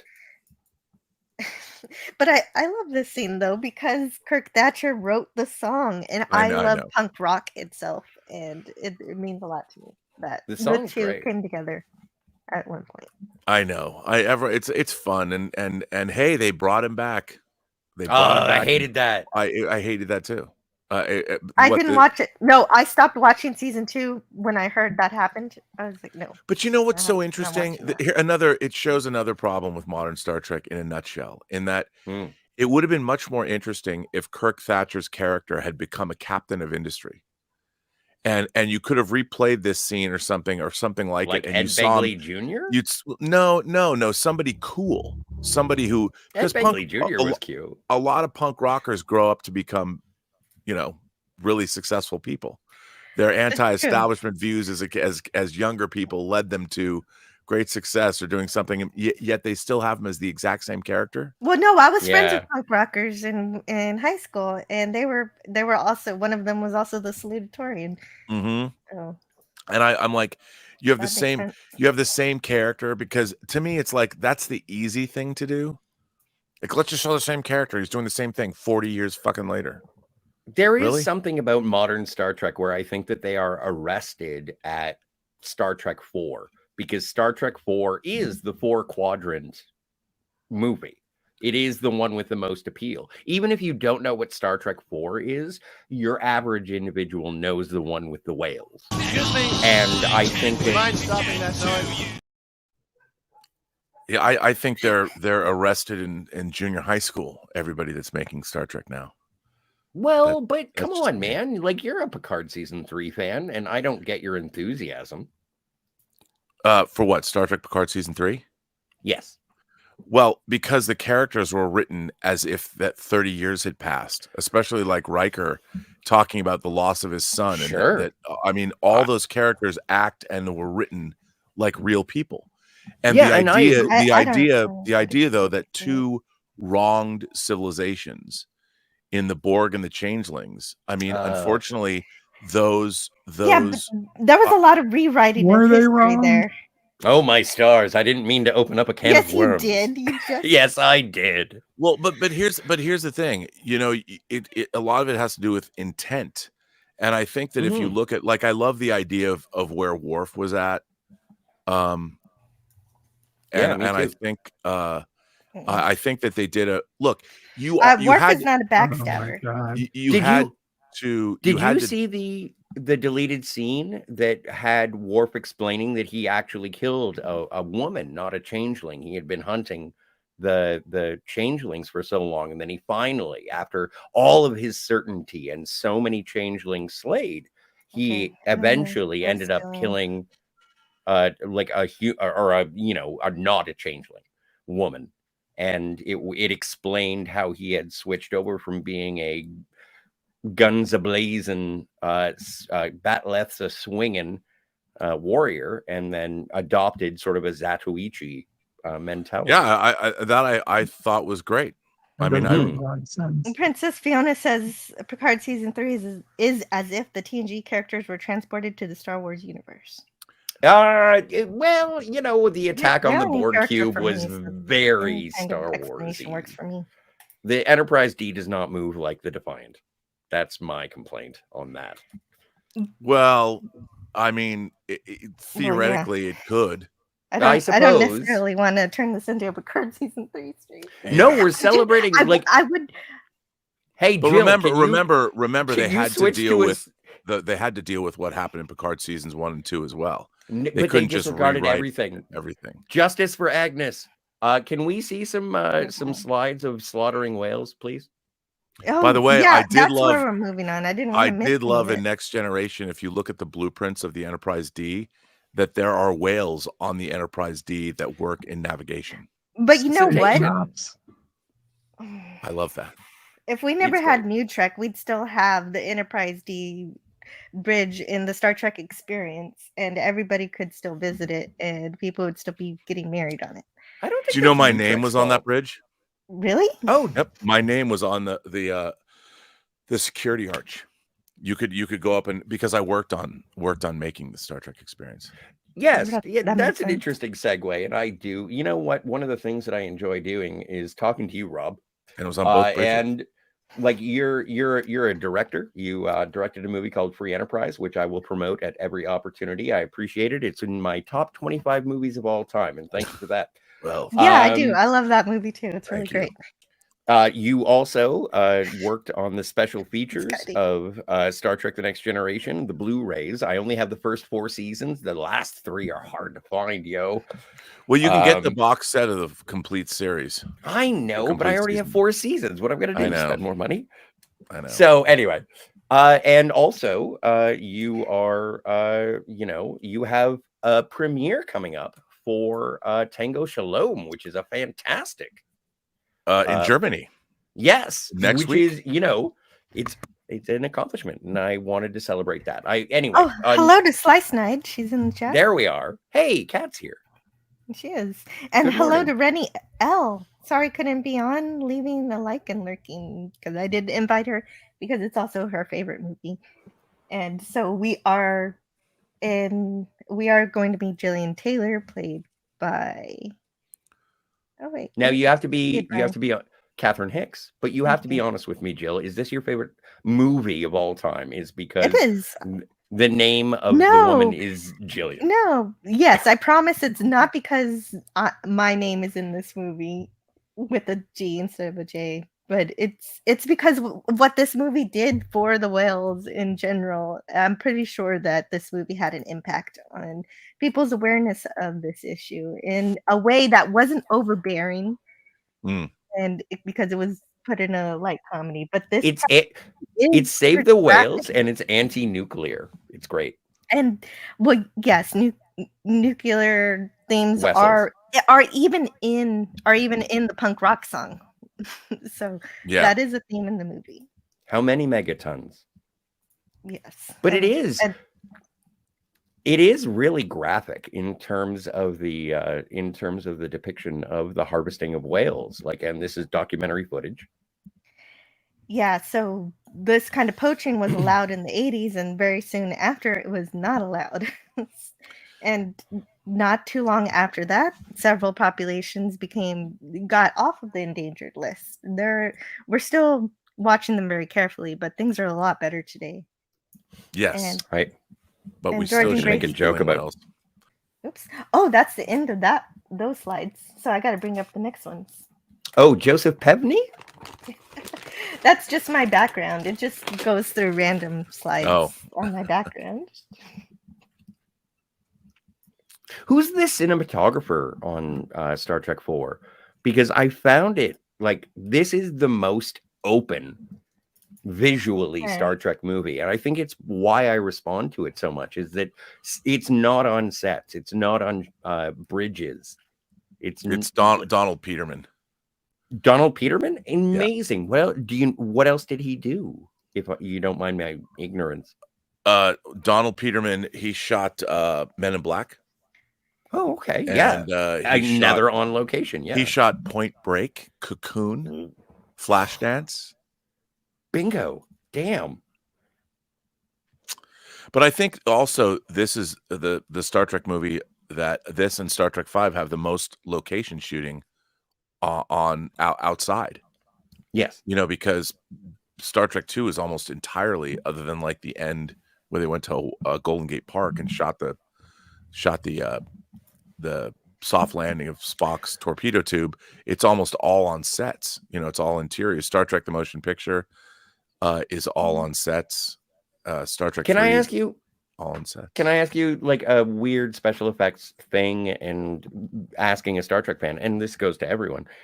Okay, so when the bird of prey lands in Golden Gate Park, and it does that sort of depression into the ground, is that one of the landing feet, or is everybody that the remember belly? where we parked? Yes, it's landing. Is it the belly? It's landing gear. Okay. Yeah. I always thought because you only see one. I thought it was the belly of the. Well, you see how it's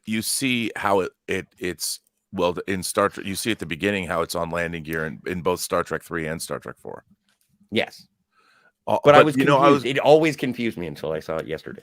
Another thing that I think Star Trek 4 has going against it is the visual effects, because you don't have the A team anymore from ILM. ILM was too busy by this point. I thought ILM did work on this. I see their name on it. They did, but it's not their A-list team.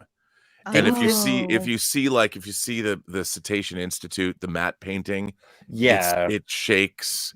And I mean, it's got one of my favorite effect shots. And when the bird of prey takes off from Vulcan, that is a beautiful shot when it's going into the sunset.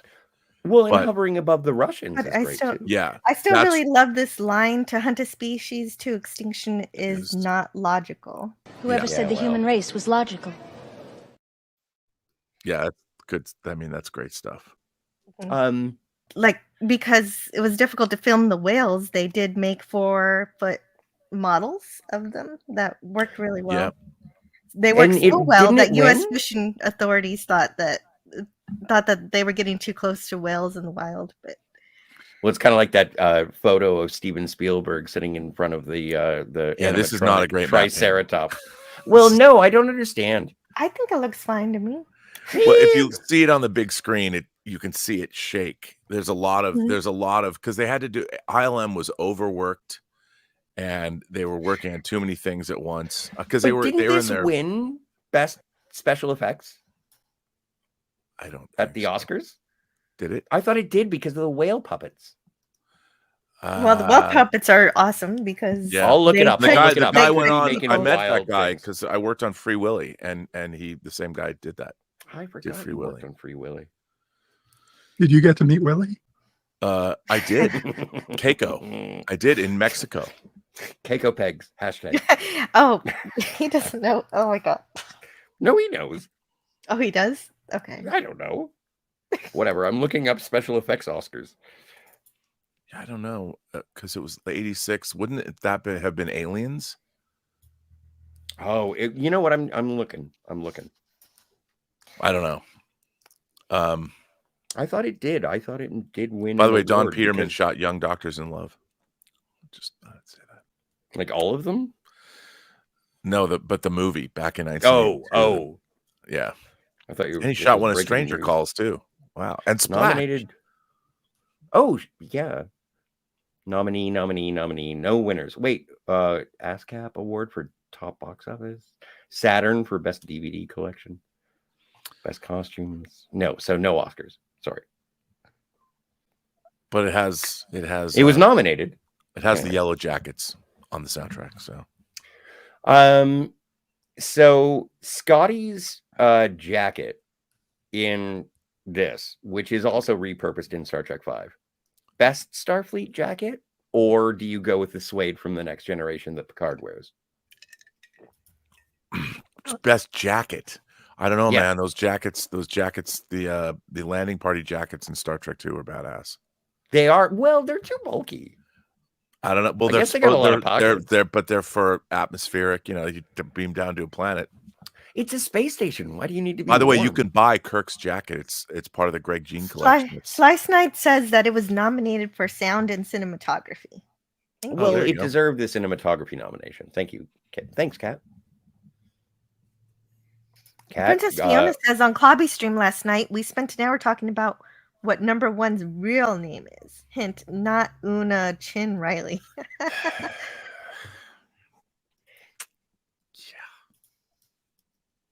It's, you know what, and I wish they would do this, and they would never do this, but I kind of wish that Rebecca Romaine would have been both number one and Nurse Chapel. That if they were clever, they would have done that. It would have been great. And but also, I don't know, it feels like Rebecca Romaine doesn't show up very often. I don't know if that's because they don't want her or because she's busy. Kind of like the writers. Yeah, well. No, I'm just kidding.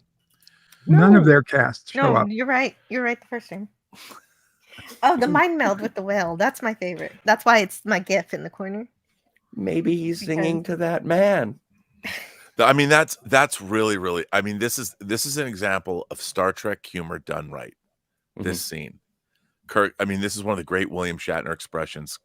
It's hilarious. Yeah, It's because it's a serious thing. Spock is seriously needing to communicate with him. totally, and the fact that he gets to communicate to the whale and all that, but Kirk is like, the funny thing about it is it's in front of everybody, so it's not like he's understanding the ramifications of, couldn't you have done this at night when no one's looking? Do you have to be doing it in front of all of us? You know, and it's very funny. This whole scene is very funny. Yes, And that and it's funny because it stays in character. it's Believable. totally stays in character. And then the conversation after this is hilarious too. Well, and I did have a question about that, is that, and I know they never would have done it because it would have been an R rating, but I was thinking about the moment in Planes, Trains, and Automobiles where Steve Martin shows up to try and get his car, and he just starts spouting the F word. And I was like, this scene would have been rolling in the aisles if it was dropping F-bombs instead of, they're not the hell your whales. They're not the fuck your whales. They like you very much. I thought it would have not been the hell your whales. Yeah, but then you would have had an R rating. Exactly, and I understand that, but I still want to. I have to say that want it. The thing is, I have to say, and this is, I do not like swearing in Star Trek. I think it completely shatters the reality of. I just don't think that Spock would never say that word. But that's part of the humor of this particular situation. But the thing about hell is not necessarily, hell is like a place. It's a thing. It's not a bat. I know this is a weird thing, but like when he stood up, when Spock stood up in Strange New Worlds and he looks into the camera and the end of the teaser, he goes, "What the I was like, I hate this show. Yeah, but what about Data saying, "Oh shit," in Generations? I'm glad I haven't heard that. But when he says that in Generations, it's, you know, that Data has always been trying to become human, and he has an emotion chip, you know, that's given him. So in that particular instance, it works. Yes, and there's been set up the entire movie that he's not really completely capable of controlling that emotion chip on any 100%, 100%. And the fact that they just decided to go, because look, I love the most extreme horror films with the violence and sex and awfulness, but that's in context of those films. Star Trek is not that. And whenever you use colloquial, I mean, I would feel better if they made up their own bad words, but they never did, like in Battlestar Galactica. Well, yeah, when they use the bad words, quote unquote bad word, in this movie, it's very clunky because they don't know how to use them. Right, and it's colloquial, you know. And then when Kirk says, well, double dumbass on you," no one's ever said that in the history of the world until James Kirk said it in Star Trek 4. And so it's funny because he's trying to fit in by using something he's just heard. So he's trying to use his intellect to, like, okay, I'm in this primitive culture that I have never been in before, and I'm trying to fit in by doing this, and by saying something so clunky, he's not fitting in, which makes it funny. You know, it's the fish out of water aspect that's lots of fun. Yeah, and when it's done well, you know, and the same thing is true as if you look back at the two overtly comedic episodes of the original series of Piece of the Action and Trouble with Tribbles.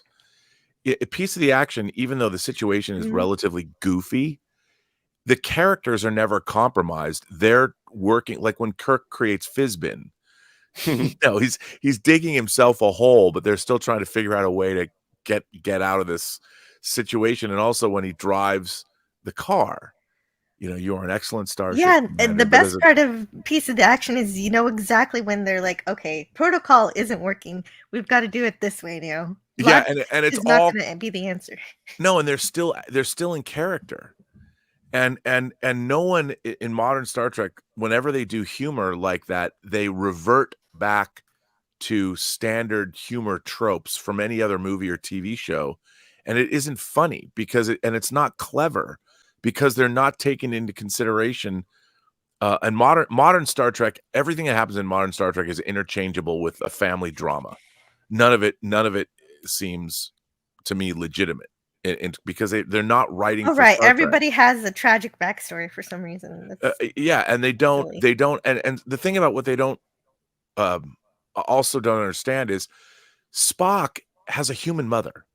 So Spock would have grown up learning everything about human civilization. He's not an idiot. Exactly. As a matter of fact, he's probably, the problem is, and as he says in Journey to Babel, I have chosen to follow the Vulcan way. It was a choice for me. So he's armed with all of this information. I mean, his mother's probably one of the most evolved humans of all, because not only is she, as we've seen in the times we've seen her, incredibly compassionate, she also was forward thinking enough to marry someone from an alien. And so Spock comes from a background that is more enlightened than anybody. I mean, he's the best Vulcan you've ever met, and he's probably the best human you've ever met. But the thing is, he controls his emotions because he chose to study the Vulcan. He's more of a Vulcan than his dad is. And his dad has the dad, because Sarek is pissed at him that he did not go to the Vulcan Science Academy. And that was an emotional response. Spock is more of a Vulcan than Sarek, his own dad, is. And that's where that conflict comes from. And has that human half, he understands emotions even more, and so it is able to hone in on how to control them better. 100%. And when you watch this show, they treat Spock like he's somehow, well, he's just not the Spock we know in Star Trek. Yeah, he is. He was always that way. He's dyslexic. It's so stupid that the writers don't, they always have to go down low to the dumbest thing that they can understand. What's the thing that is most obvious? So they ruin Spock's character by making him a dolt. Well, right. They see him laughing at flowers in the menagerie and think, okay, that's Spock for some reason. And you know what that should have been? Because Spock also has smiled a couple of times. You've seen smiles on his, when he does that with those flowers, he's taking delight in finding something on an alien world he's never experienced before. The sound that those flowers are making, that Star Trek sound, when he stops, he smiles at them, because he's solved the mystery of where's this sound that we've been hearing coming from. And that's what it's more of a scientific discovery that he's taking delight in. But these guys don't get that.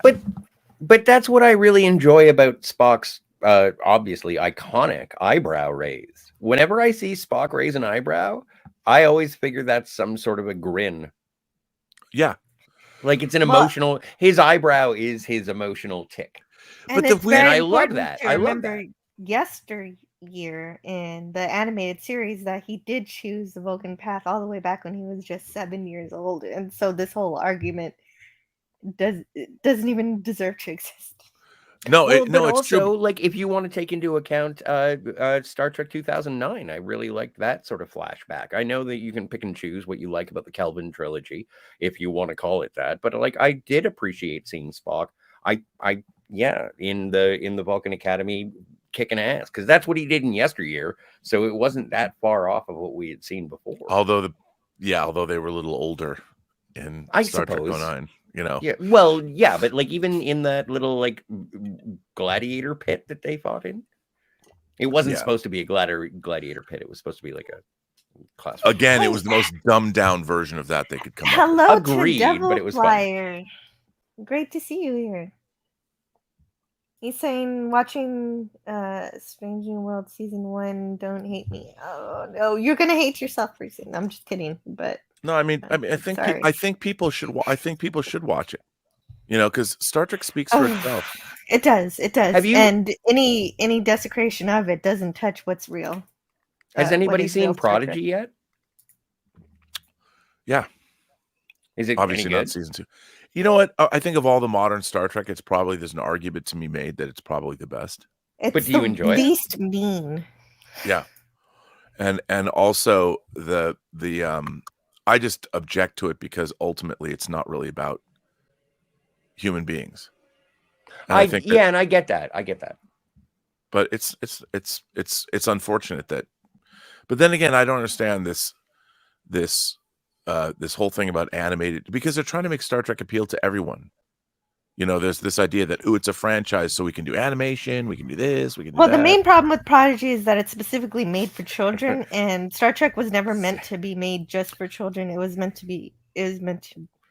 I'm thinking about the yogurt.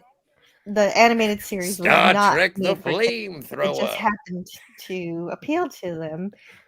But DC Fontana wanted it to be Star Trek first, and it was. And it was. And that's the way it should be done. And King Dolphin says, "We're fine. I took the day off because I had a bad reaction to the shingles vaccine." I'm sorry to hear that, Raymond. I hope you feel better. I was concerned about that vaccine myself. Now I'm worried. Oh, you've got to If you'll take that. excuse me for just one moment. I was thinking about it. Oh, we're getting pretty close to one of my favorite scenes. But first, Sulu's got to admire this Huey helicopter. He says, "Nice ship." Yeah. I love that. I love that Sulu can fly this. And I think that there was a deleted scene here too. I seem to remember something about him flying that isn't in the movie. Oh, really? I hadn't heard about that, but I feel like this might have inspired Tom Paris later in terms of him really being into old cars and stuff. Yeah. And then, of course, we go into Plexicorp in San Francisco. I really like the actor here too. I love his delivery of transparent aluminum. Just the Dr. use the Nichols? keyboard. Yeah, just to use the keyboard. Keyboard. How quaint. It's just it's wonderful. Dr. Nichols is played by Alex Henteloff. And I love that. I love Scotty, James Doohan portraying him. I love the conversation they're having, like these two engineers talking to each other.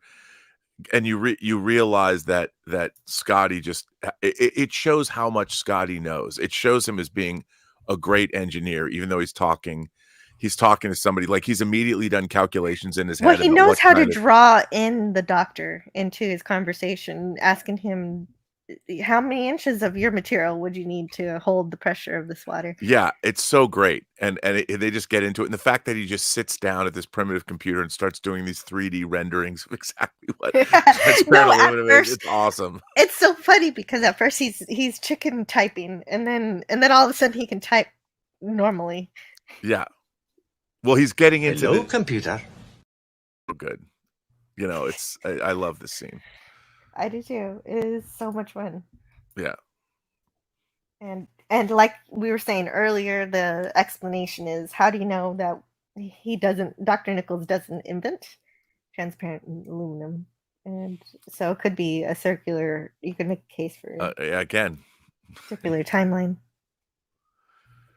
It's true. But there is an argument out there that this is a malleable timeline, and when you go back in time, since you can't change the past, this is a whole new timeline that they're creating here. But I don't know, maybe. It's good stuff. It is.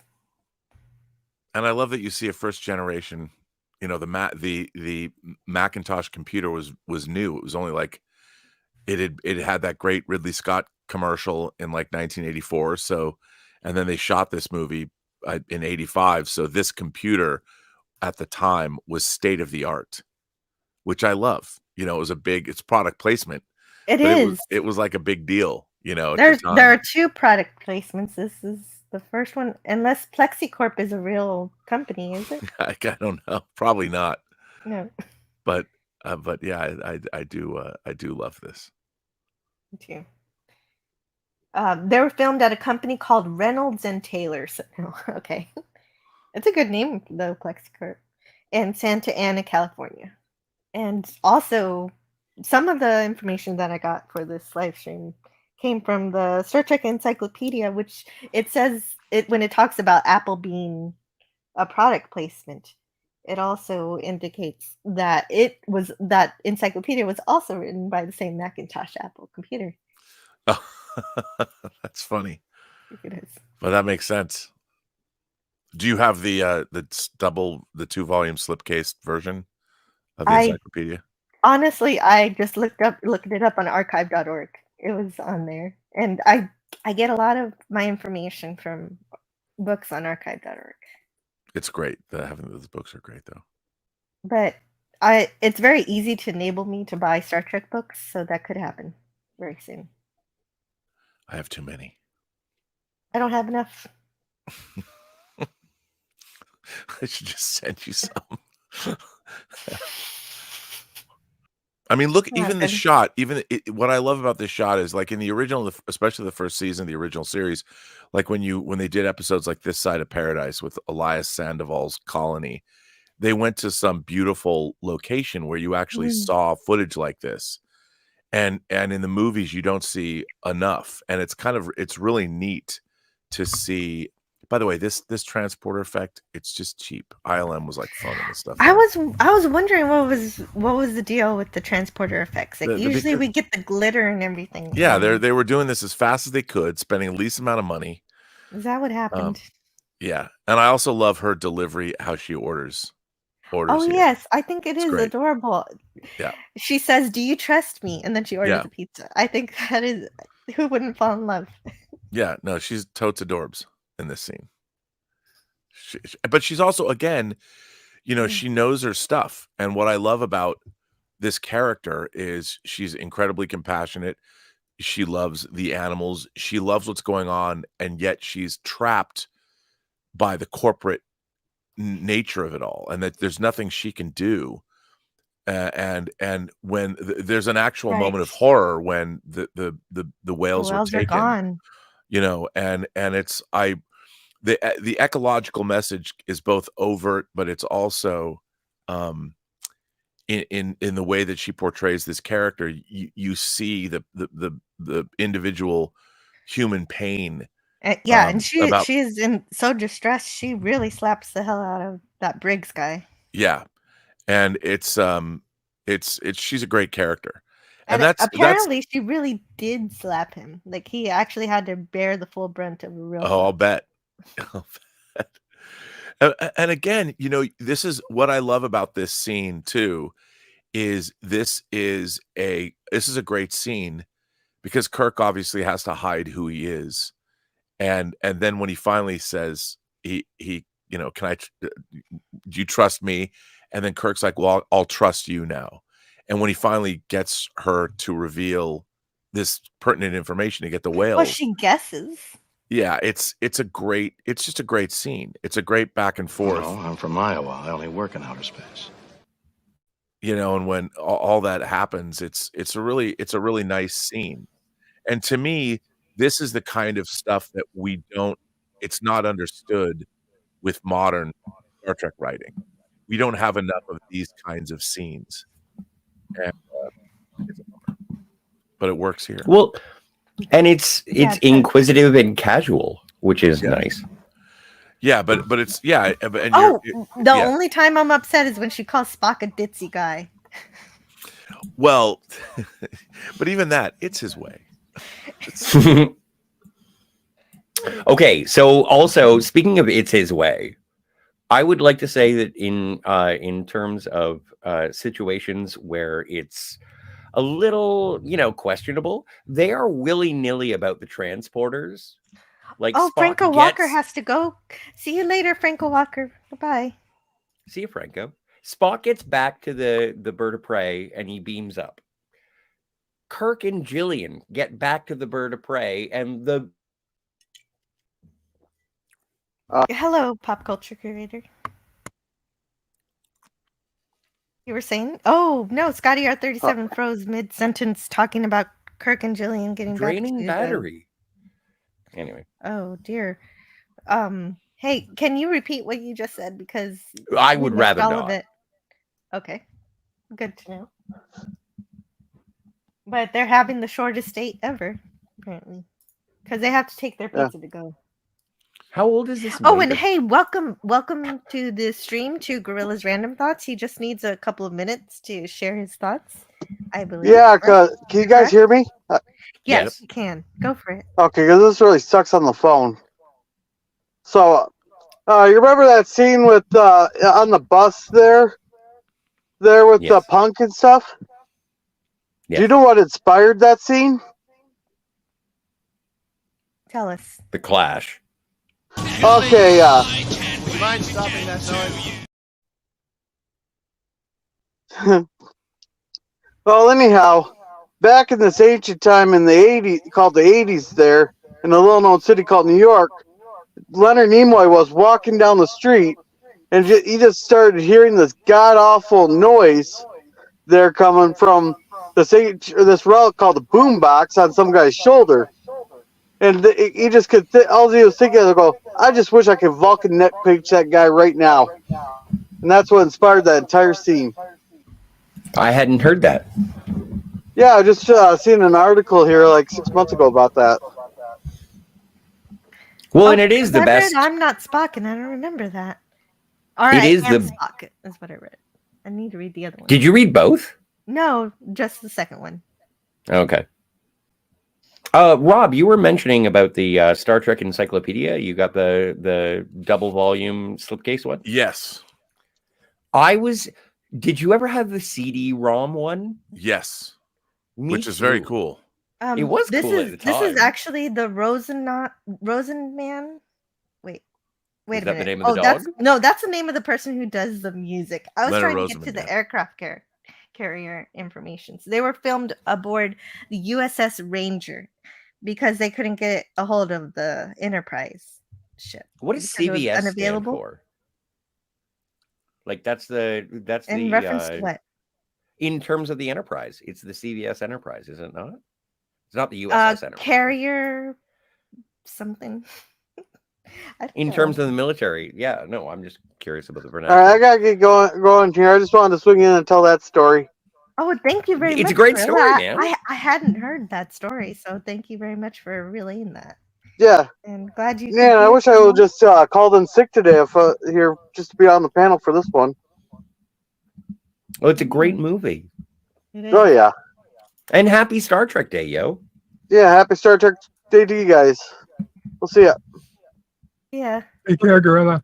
I know what CBN means. Why won't it say? CBN, not CVS. CVS is a drugstore. CBN probably means something more important. I did say N. I didn't. I was incorrect. Carrier vessel. No, but that's not correct. In the convoluted Navy nomenclature, the V denotes heavier than an aircraft. So CBN, CV Jack Stafford stands in for carrier for heavier than aircraft. Jack Stafford in the chat says What? CBN is the American equivalent of HMS. Yeah. Well, Her Majesty's or His Majesty's ship. I understand that. But or is that an acronym? Anyway, I just don't know what CBN. I just told you. It doesn't. Well, the V doesn't mean anything. It just stands for heavier than an aircraft. I didn't know I would have to pay attention during this show. I'm sorry. Well, So it's a good movie. It it's is a great movie. She's got a sticker that You know says what? "I love whales." I do want to point That'd be a out a low-key little thing bit to get from my car. a little bit of an artistic directorial flourish that I really enjoyed, and that was the traveling through time that Leonard Nimoy does employ with the humanoid figure falling into clouds, being erupted through blue fire, the diving into water with the crazy cool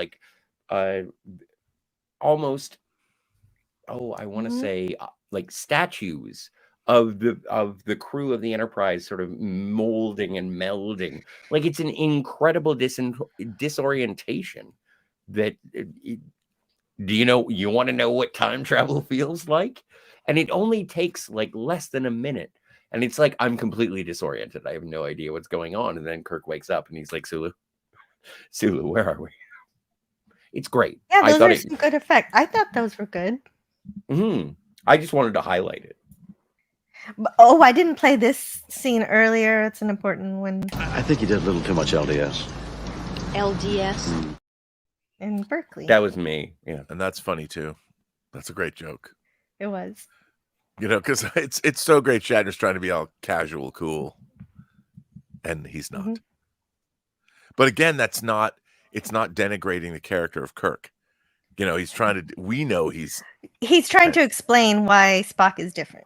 Yes, he's using something from the historical records from hundreds of years ago that he's trying to, and it's charming and it's good and it doesn't, it shows the fact that he even knows that at all, even though he gets it wrong.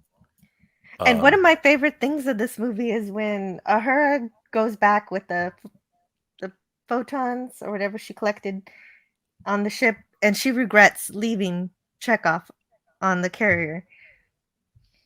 And she says, "I should have." She wanted to have been there for him. Yeah. And of course, that leads to Spock having a similar camaraderie with his crew when they say, "Is this the?" When he says that McCoy is correct, that they do need to go save him. And Kirk asks if that's the logical thing to do, and Spock says, But it is the human thing to do. Yeah, it's great stuff.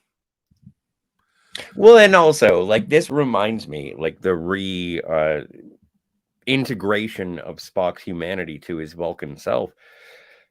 I do enjoy, I was thinking about it the entire time I was watching this movie, is in Star Trek V, when McCoy says, "I like him better before he died." Yeah. Well, yeah, because anyway, you have to re-explain to him. Yes. Who plays this CIA officer? I have no idea, but I swear to God, it's Paul Rudd's dad. And also, he says the R word. Are we allowed to? We do.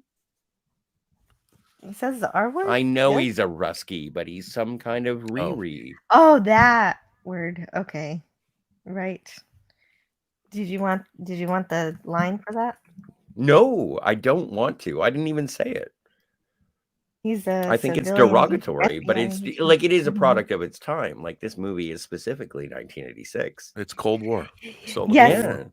Yes, but that's the parallel they're making of the nuclear weapon theme and power ideas. Because right now the USSR, or at least when this movie was on, was still a thing. Do you think they sort of make Chekhov a little bit dumber in this interaction? Or is he actually confused by 20th century vernacular? I think that Chekhov is not well served by this movie. Agreed. But he's also portrayed as not being as capable as he should be being portrayed. Nor do I. And I mentioned it earlier on, and I was like, Well, it's not his fault his phaser doesn't work. Well, no, but I just think that Walter Koenig seems frustrated throughout. Like, his performance seems frustrated.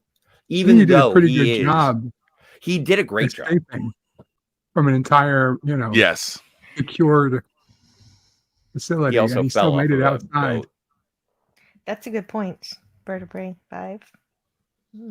Either way, I do enjoy the it's nice to see the Enterprise sort of responding in the same way that the future Enterprise would. There are procedures. Like, what is it when the guy picks up the phone and he's like, "This is CNC, I'm the commander in charge of and anyway, what's going on with this power drain?" And I liked seeing the modern day Enterprise do their jobs in the same way that our Enterprise would.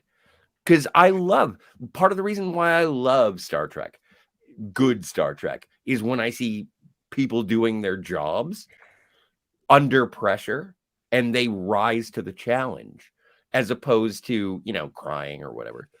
And so, like, this is amazing. And this is the Enterprise. This is the history of the ship that the crew is representing. And I love it. I'm all in on it. Yeah. Going back to that scene, I really like Pop Culture says an old Mac Plus was never that fast. That's true. But but Scotty, that's what his chicken punching was. He was modifying it. He knew that. He made it faster. So yeah, he made it faster. He was able to do workarounds because he knew that in order to do what he needed to do, he had to because he knew all the ways around it. Well, Jill, you've read the original Bible, Gene's Bible, for the original series, and it was like, here are the things that you do not do on the bridge of a starship. Right, you're not gonna start making out on the bridge of the starship, for one thing. That is the number one thing to make sure to remember. Although, court martial, he does.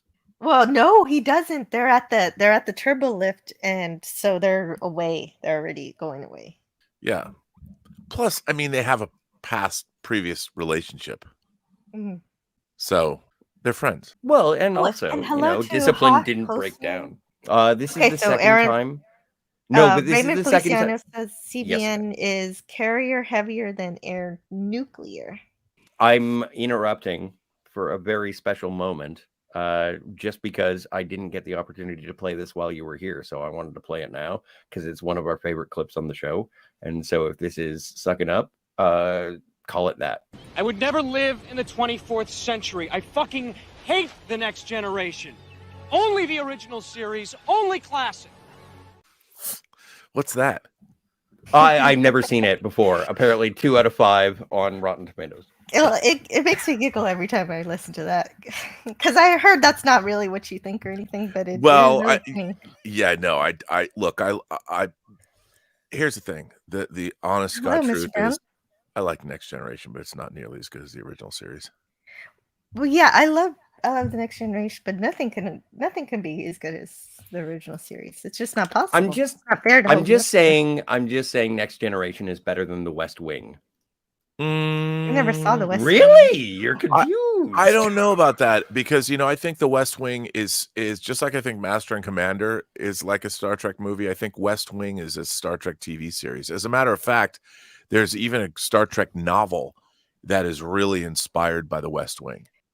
She's gonna slap Briggs. That deals with Bob.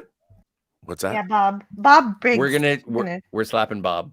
You son of a bitch. You know Bob wanted Jillian. You know Yeah, that he did. was. Yeah, he was. But like, he is didn't that in the respect the bells, novelization? though. They must have. He didn't respect the animals that she loved, so she was never going to be into him. What do you think the obituary for Jillian Taylor was? Local woman, car found in Golden Gate Well, Park. right, she just goes missing. Nobody knows She's what just happens gone to her. on the same day as her whales. Probably. They figured she jumped off the bridge. That's what I was thinking. Yeah, that's It's probably tragic. it. Oh no! You know what? You're probably right. That would be the only logical answer for Break 5. Yeah, but again, it's one of those she was things. so sad about something. Plus, then It's her one of the- boss probably has her suicide on his conscience. He probably was his life. Somebody's got to write that. IDW's got to publish that comic. Oh my god! Yeah, Bird is so good at coming up Bob with is stories. forlorn with guilt. That's very funny. Whatever. Fuck Bob. I don't like that. You know what? This is an incredible. He's really incredible not special that bad effect. of a guy. He is. He's awful. He's just Anyway. kind of not perceptive. You He's know not what? paying attention. Not even remotely sensitive to Jillian Taylor's emotions. I really like the special effect of the helicopter in this movie because it was all like, wasn't it like a small aerial, like it was just a radio controlled helicopter. It's crazy. It's great. This is how you make a movie. Film it outside and get models. Yeah, it's a lot cheaper than than a computer shot. Yeah. The one of the things that I think has really hampered Star Trek is the cost of the J.J. Abrams Star Trek movies. You can't. I mean, Into Darkness is a $200 million movie. Yeah, but Into Darkness sucks ass. Yeah, Star Trek does better when the writers have to create a story and not just have special effects and then have a story written around whatever crazy special effects you want to do. And there's no. I mean, yeah, it's unfortunate that I think that there is not a tradition. Star Trek should be one of the best written shows on television, and movies as well. It should be the Tiffany standard.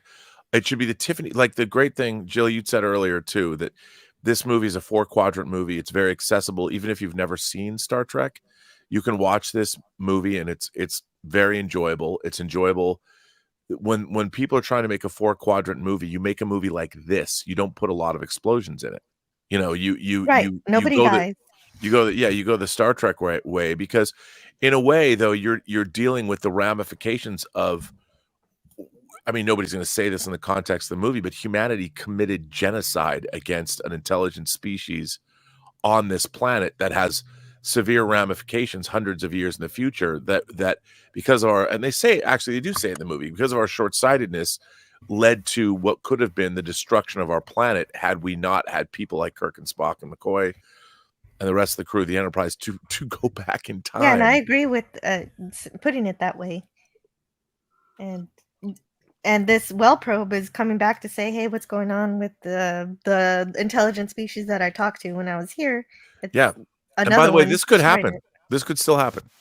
I think this is a great science fiction concept that we should take heed of, because who's to say this won't happen in our own future?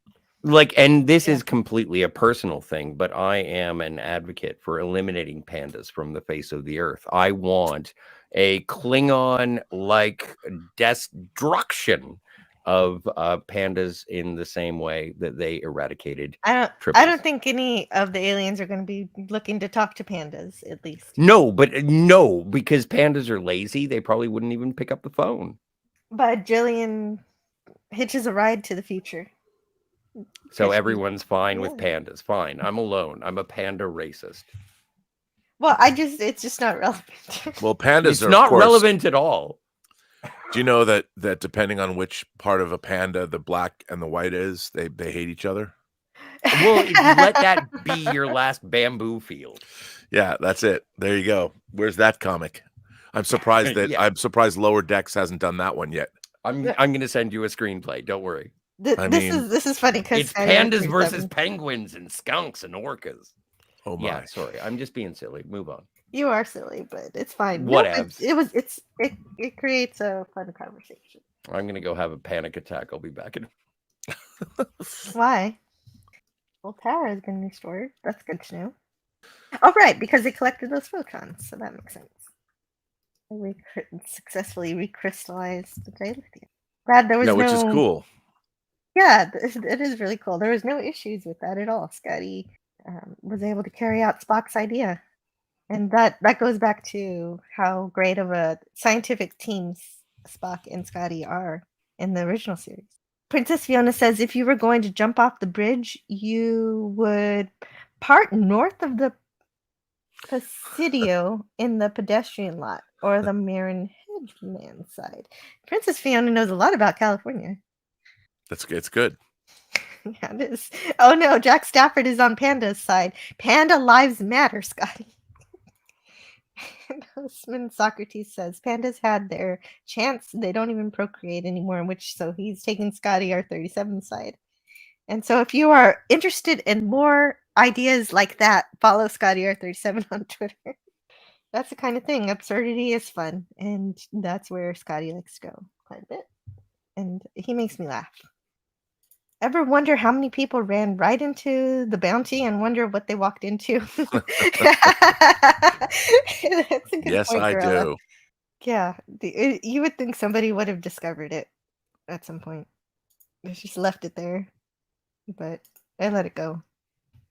Mark Harkness says people stop trying to panda to the audience. That's a good pun. Oh my gosh, this is my favorite scene where they do the rescue of Chekhov in the hospital. My God, what is this, the Dark Ages?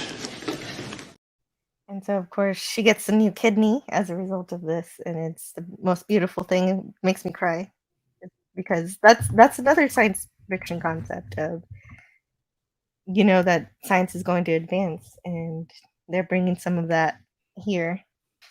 And again, this is just a fun scene. And I will say this, of Leonard Rosenman's score, a lot of people don't like it, but I do like the rescue of Chekhov, the music. Oh, I didn't know there were people who didn't like it. I really love all of it. Oh, but you know what? The music doesn't bother me.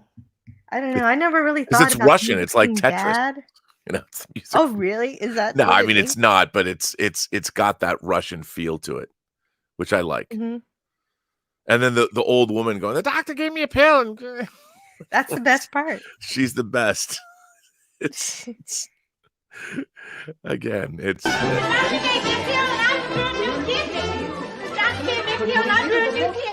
I mean that's great humor, And what I like about this is you've seen McCoy do something where it shows how good he is at his job. You see Scotty do something that shows how he is good at his job. You see Sulu do something that shows he's good at his job and knows stuff. But Chekhov really doesn't get that moment.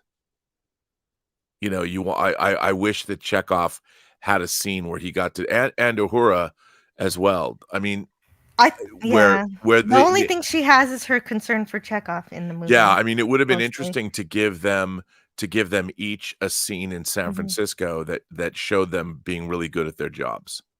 And yes, then that you would be could, great.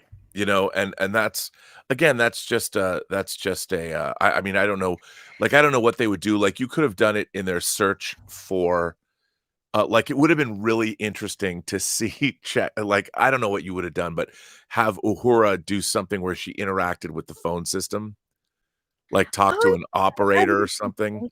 Because in the original script for Star Trek 6, the opening of Star Trek 6, and they had to cut this for budgetary reasons, you saw all the cast and what they were doing before they were called back to Starfleet Command. And Uhura had a talk show. And Wow. I yeah, didn't know about that scene. yeah. And I would love that sounds hilarious. I would love to have seen that, you know, Me and too. because it was really interesting. I always love movies that get the characters together, the men or people on a mission movie, where everybody kind of gets summoned, and then of course you see them walk in. It would have been really interesting to see everyone in civilian garb doing something, and then when they all walk in like single file into the briefing at the beginning, the juxtaposition of them in their civilian garb then walking in the Mighty Maroons would have been really, really fun. I mean, it's still fun. It is. Yamas Queen Jess in the chat says, I actually went to where the Cetacean Institute scene was filmed at. That's pretty cool. I would love to visit there myself. And Princess Fiona says that they're treating time as linear, so it would not be the case. For example, when Kirk was little, he could have read about the mysterious disappearance of a whale scientist and also the 2 whales. Because they had the whales on radio trackers. They were going to notice that they're missing. Oh, yeah. But I'm sure that they did. I'm sure somebody has put that in a book or a comic somewhere. Yeah, and definitely I would like to read that. And that's the thing is, New Trek is so bad. I need to start reading novels and comics if I want to get some new stories. I don't understand why the people that write Star Trek don't read comics and novels. Yeah, they could just rip those. They have been. They have been. And they've been ripping people off like Ursula K. Le Guin. They ripped her but they off didn't too. give her any credit. No, they didn't. And they've ripped off Dorothy Fontana for Una's entire backstory. Right. And they ripped off Margaret Wanderer Bonanno for Pike knowing what's going to happen to him, which is so stupid, but whatever. It makes no sense that they wouldn't at least say something about DC Fontana because of her involvement. She's like Queen of Star Trek. Come on. But right. This is I think this is the only movie or the only time we have phasers, but they're not really used in a violent way. So they're just used to seal the door. And then Chekhov tries to use his phaser, but it doesn't work. They have phasers in the motion picture. You just don't really see them. Right. That's right. The motion picture. Okay. So it's not the only one. But they're great. They're great design too. Those phasers. I love those. I love the motion picture phasers. Franco Walker says, what if Julian... Oh, okay. This was the good thing that Princess Fiona was responding to earlier. What if Jillian was meant to meet someone, have kids, and one of her grandkids went on to play a big part in creating Starfleet? And Princess Fiona is contending that this is a circular timeline, like this is a closed loop kind of thing. Is her... And they will be again. That's the beauty of it. Yeah, they set that up pretty well, which explains the timeline stuff. I mean, without having to get into it, they're like, look, what's supposed to happen is supposed to happen. And I always thought that too about the Star Trek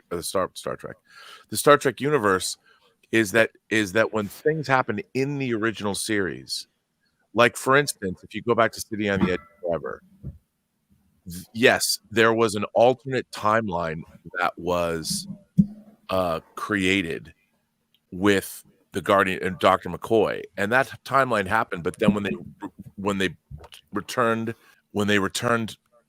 to the normal timeline, that timeline disappeared. It wasn't a branch timeline that continued. Well, and speaking of that, I really love how this film brackets the timeline when Admiral Cartwright is like, get him back.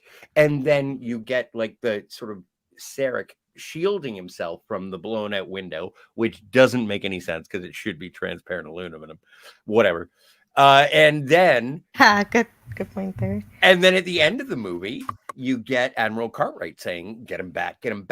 And then Sarek is sitting there shielding himself from the blown out window. And he's like, look. And it's almost like it was instantaneous for the people who were in the 23rd century. Right, exactly. Just like in The City on the Edge of Forever, you guys just left. Yeah, but it would be instantaneous. There's because that's how, Only based on Spock's guesses, which are better than some people's facts. Hello to the Comic Relief Crusader. He's saying, just dropping in to say hi before the show. Enjoy your show, the Comic Relief Crusader. And also, Mr. Brown Lion says, ask Rob if season 5 Discovery will finally kill off Star Trek. Oh, no, they already did that. No, I know, but like for me, actually getting rid of Secret Hideout would be the best thing. I don't know. I find it really interesting. Paramount's in a world of hurt in terms of money, and it wouldn't surprise me if the Secret Hideout era comes to an end. But there's a lot of people that like Lower Decks. I don't know how much money it makes. I don't see how that can happen. I mean, I think that there is there's a difference between like we as fans and then the actual business of entertainment. And in terms of like, I've never been like, here's what I don't understand. If you look at the actual numbers for Bad Robot Star Trek movies, they did not make a lot of money. And even people like, well, Rob, one made almost $500 million, but you have to look in. One made money. Come on. No, but it didn't, because if you look, so let's say Star Trek 09 cost $175 million to make. And the general rule of thumb is a movie has to make 3 to 4 times more than it cost to become profitable. It was double. I thought it was double. No, because remember, the money that comes in from the studio only gets half of what a movie made at the box office. So if a movie if a $175 million movie makes $500 million at the worldwide box office, the studio takes home, say, $250 million. But on a $175 million movie, they're spending $50 to $100 million to market that film. So you're looking at that's a break even. That doesn't even the studio overhead isn't taken into consideration. All the other ancillary money that's spent to make films aren't taken into consideration. So a movie did the motion picture make money? It did make money, because the $44 million that is generally considered the budget of Star Trek the Motion Picture, that was all the money that they'd spent on developing. That was the Planet of the Titans movie that never happened. That was Phil Kaufman's movie that Toshiro Mifune was going to be a Klingon in. That was the Star Trek Phase 2 television series that they had built sets for. They had written 13 scripts for. That money gets rolled into that budget because all of that was spent. So, and then Star Trek the Motion Picture was, in fact, expensive, but it didn't cost $44 million. And at the time, they didn't spend nearly as much money on marketing. So marketing was so how about narrow. This one? That's trailers in theaters, and that's television commercials and radio. Like in 1979. Yeah, it was the economics very limited. Were very Well, the Voyage Home is the highest grossing real Star Trek before 2009 movie. Well, it earned $109.7 million, which adjusted for inflation would be $305 million today. And right, and also the one thing is, because movies aren't as expensive back then, because remember, studios borrow money from banks to make movies. So immediately you're having interest payments on that money. Mm-hmm. And if a movie takes 2 years to make, they borrow that money up front So you've got 2 years worth of interest payments that have to be paid back. And so on a movie, like, I'm not sure what the budget was on Star Trek 4. But let's say the budget was $30 million. To make $109 million, and remember, that's worldwide, but still, in those kinds of dollars, it's a profitable film. But when you're looking at profits on movies back then, a $20 million profit was a large amount of money. So a movie like Star Trek 100 million Yeah, was an you're right. achievement. It says Yeah. here the estimated budget was 25 million. So Yeah. 109. Wow. That's great. Exactly. So if it made 109 million worldwide, so if you're looking, and back then it was three. If a movie made 3 times its budget, so for the studio, if it makes, let's just round it out at 100 million, for the sake of argument. So $100 million, that means that $50 million would go to the studio. So 50 million comes back on a $25 million spend. You've doubled your money. That's a hugely profitable. Even if you take out interest payments and all that, let's just say on a $25 million spend, you make $10 million. Let's say Star Trek 4 made $10 million over, and that's after everything is paid. That's a huge return on an investment. What is that? That's more than, is that 33%, 20, anything above, if you're looking at a return on your money that's above 15 or 20%, that's a huge amount of money to make. So if Star Trek, and this is what people don't, because our perception of this has become so warped, but if they spend $25 million on Star Trek 4 and they got back $35 million, that's an epic win in terms of spending money. And nowadays we don't think of it that way. But it's like, if you think about your own personal investment, if you're investing in stocks or bonds or something, if you can get a 20% return on your money or a 30% return on your money, that's monstrously huge. And Princess Fiona says marketing now reflects the large cost of giant PR firms that spend millions on deception. They operate like an intelligence agency. Yeah, and it's also global.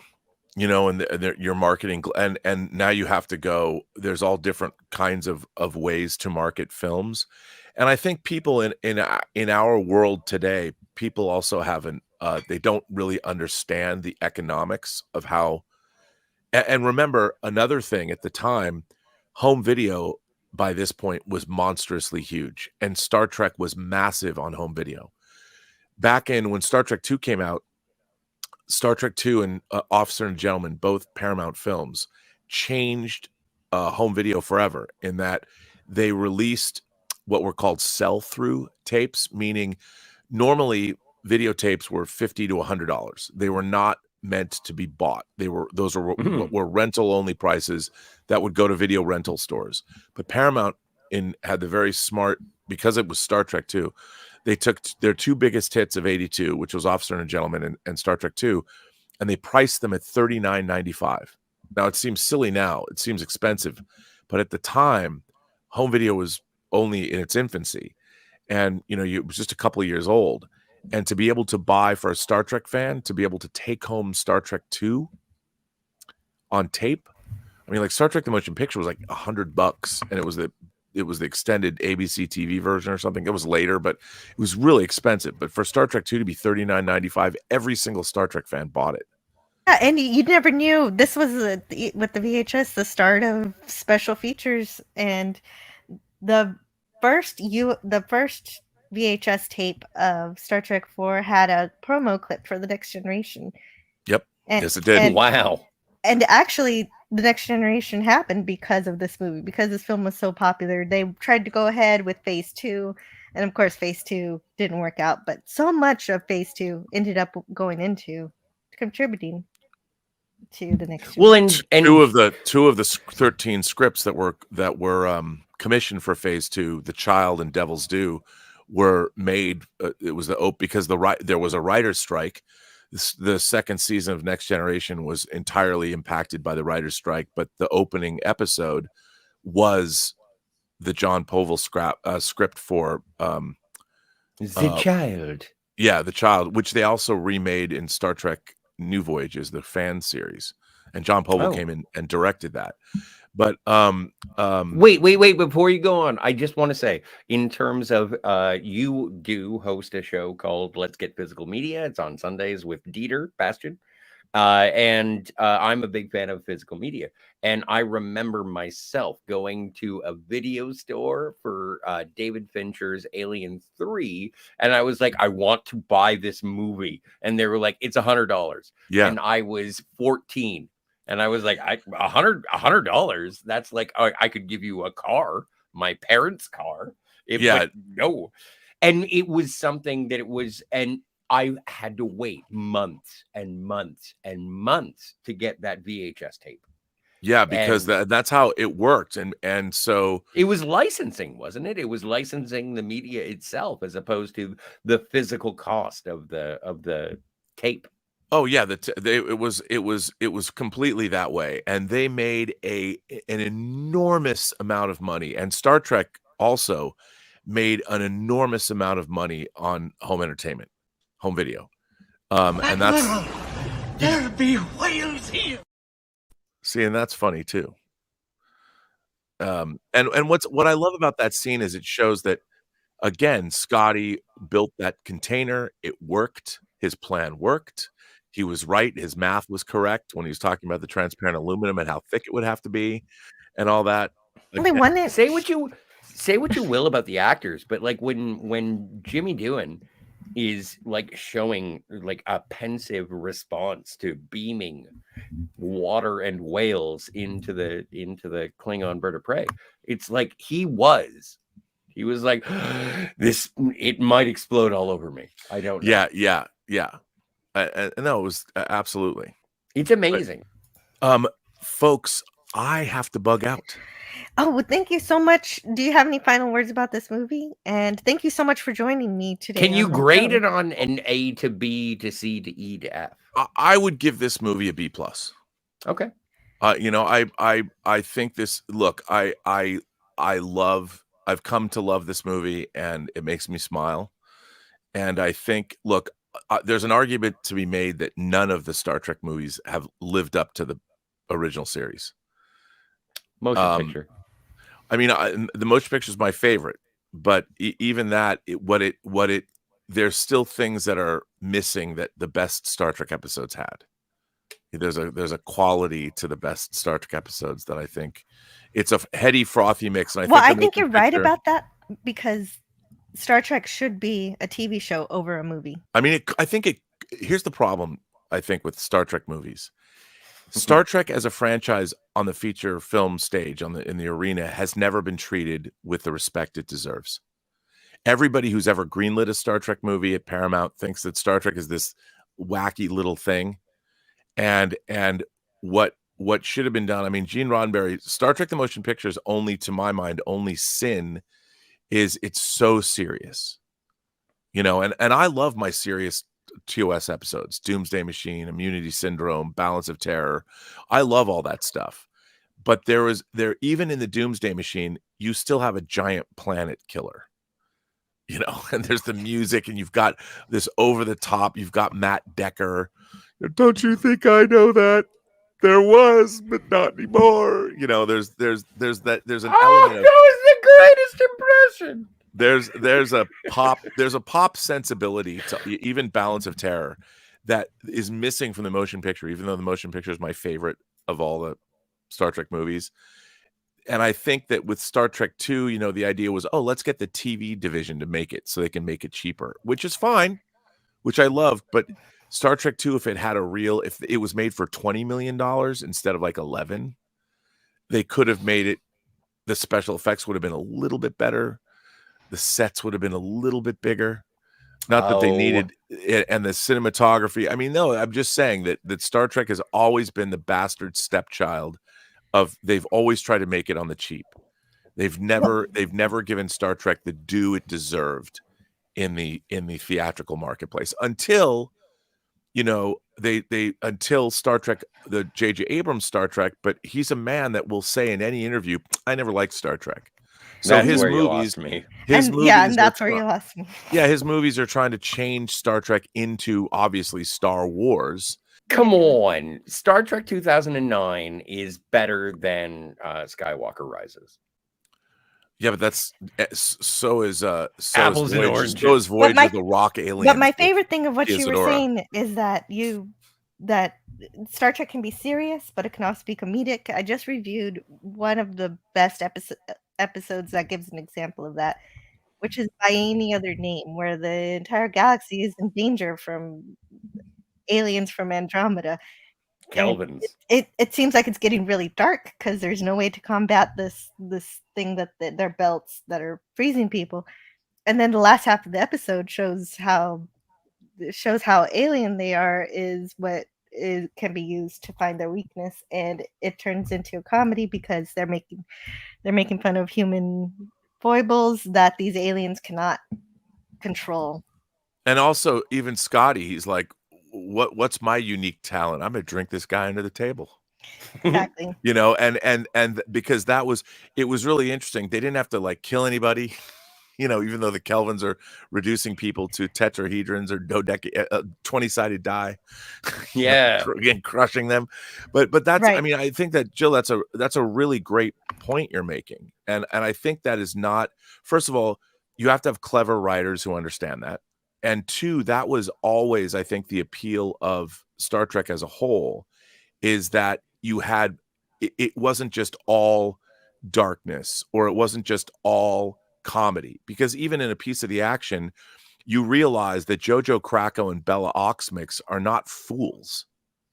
You know, even though these guys they're gangsters, you know, that you have Kirk and Spock and McCoy and Scotty dealing with gangsters, Chicago mobs of the 20s.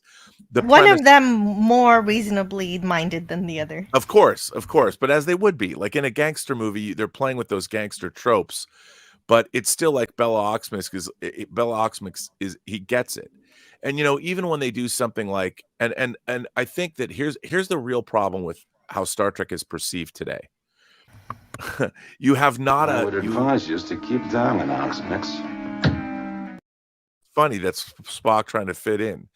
But if you think about it, writers from today, or people who didn't grow up with Star Trek, or who've never seen Star Trek and go back and look at it and think, okay, I've been hired on a Star Trek show, I'm going to go back and watch the original series. Because they don't have context, they'll come to an episode like Patterns of Force, the quote unquote Nazi episode, and they'll look at it and they'll just think it's goofy. They won't, because they're not inside of what Star Trek is. They're looking at it from a distance and they're trying to figure out, okay, why do people love this show? Why did it develop the cult that it developed? And they're incapable of watching it without the distance between them of what they would do today. They're like, well, this is goofy. What they're not seeing is that they're not understanding the character of John Gill and what a historian was trying to do with this moribund culture that was going nowhere. So what John Gill tried to do was jumpstart a civilization to put it on a path of development. And horrifyingly, he chose National Socialism to do that.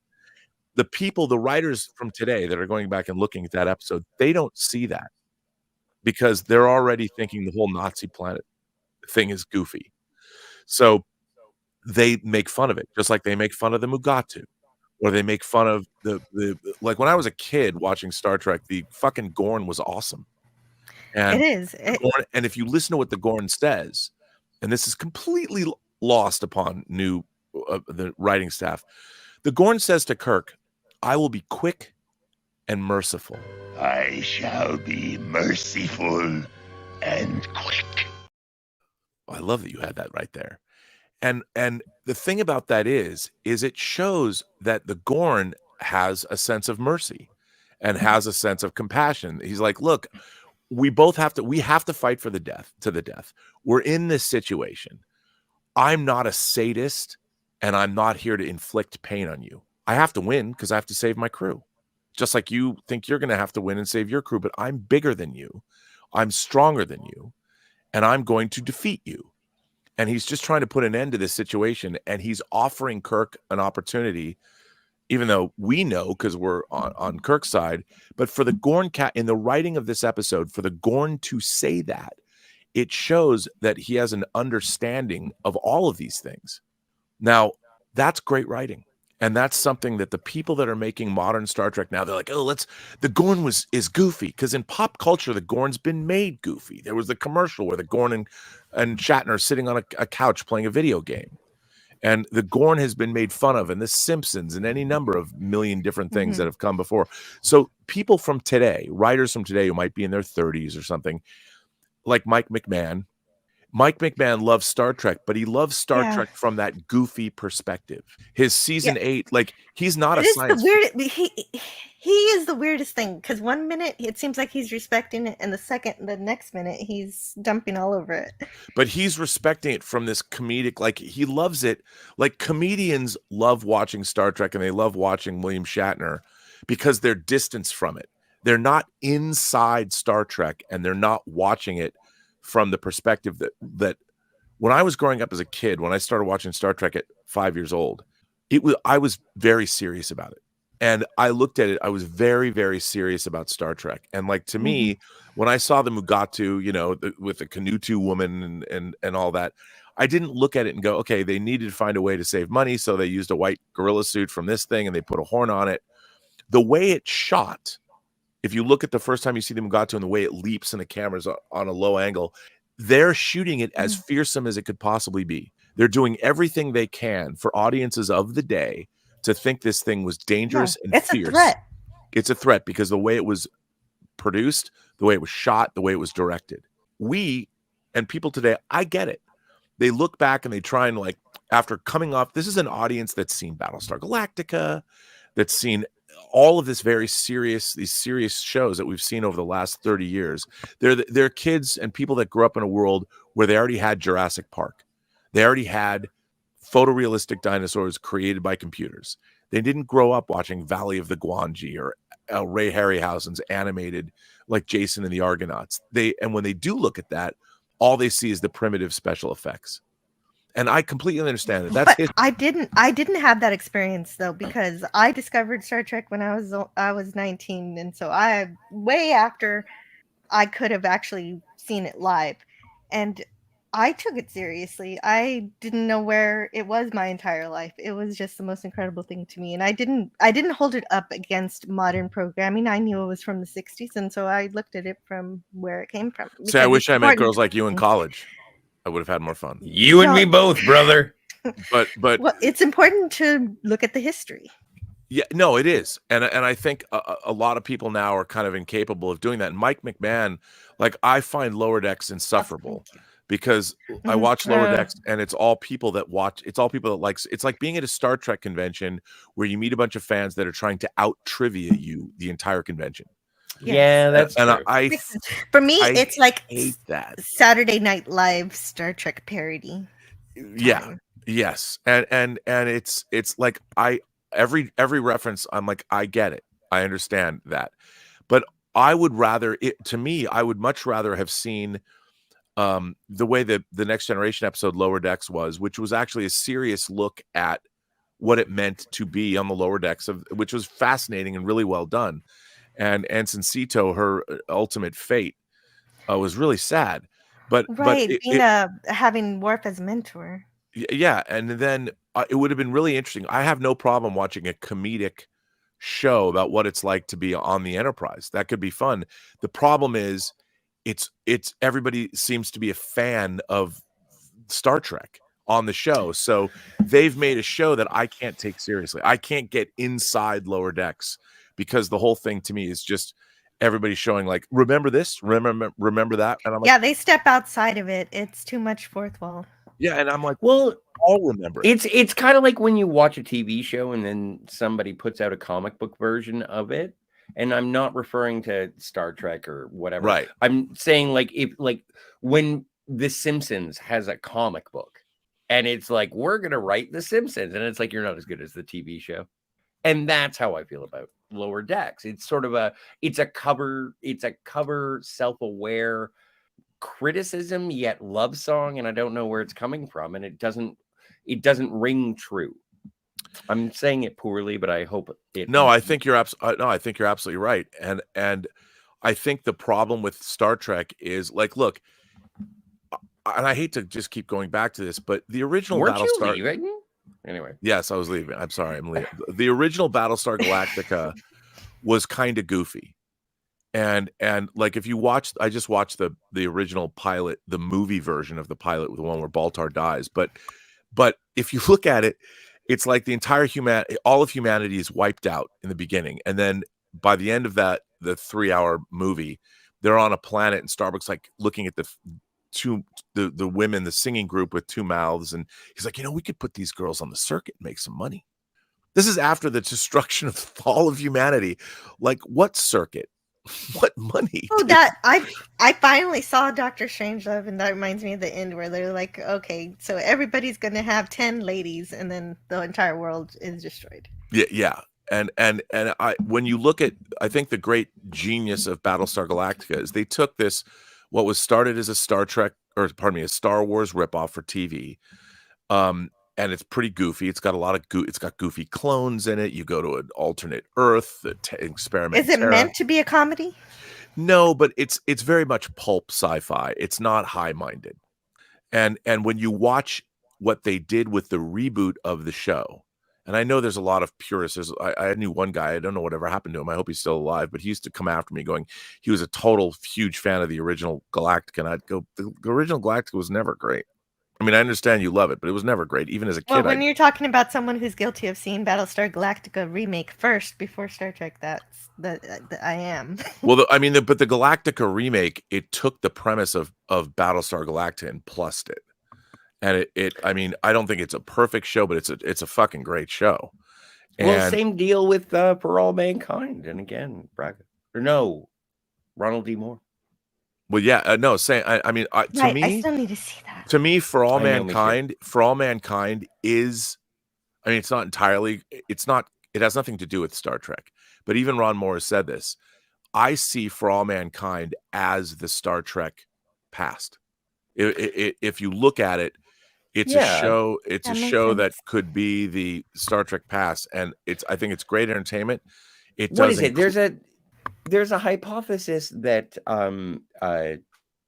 Outland, starring Sean Connery, takes place in the same universe as Alien, and I'm like totally okay with that. And so and that's how I sort of address For All Mankind, even though I have not yet seen it. Oh, For All Mankind it's incredible. And not only that, but in terms of doing all kinds of inclusion, in terms of different kinds of people, it does inclusion absolutely correctly.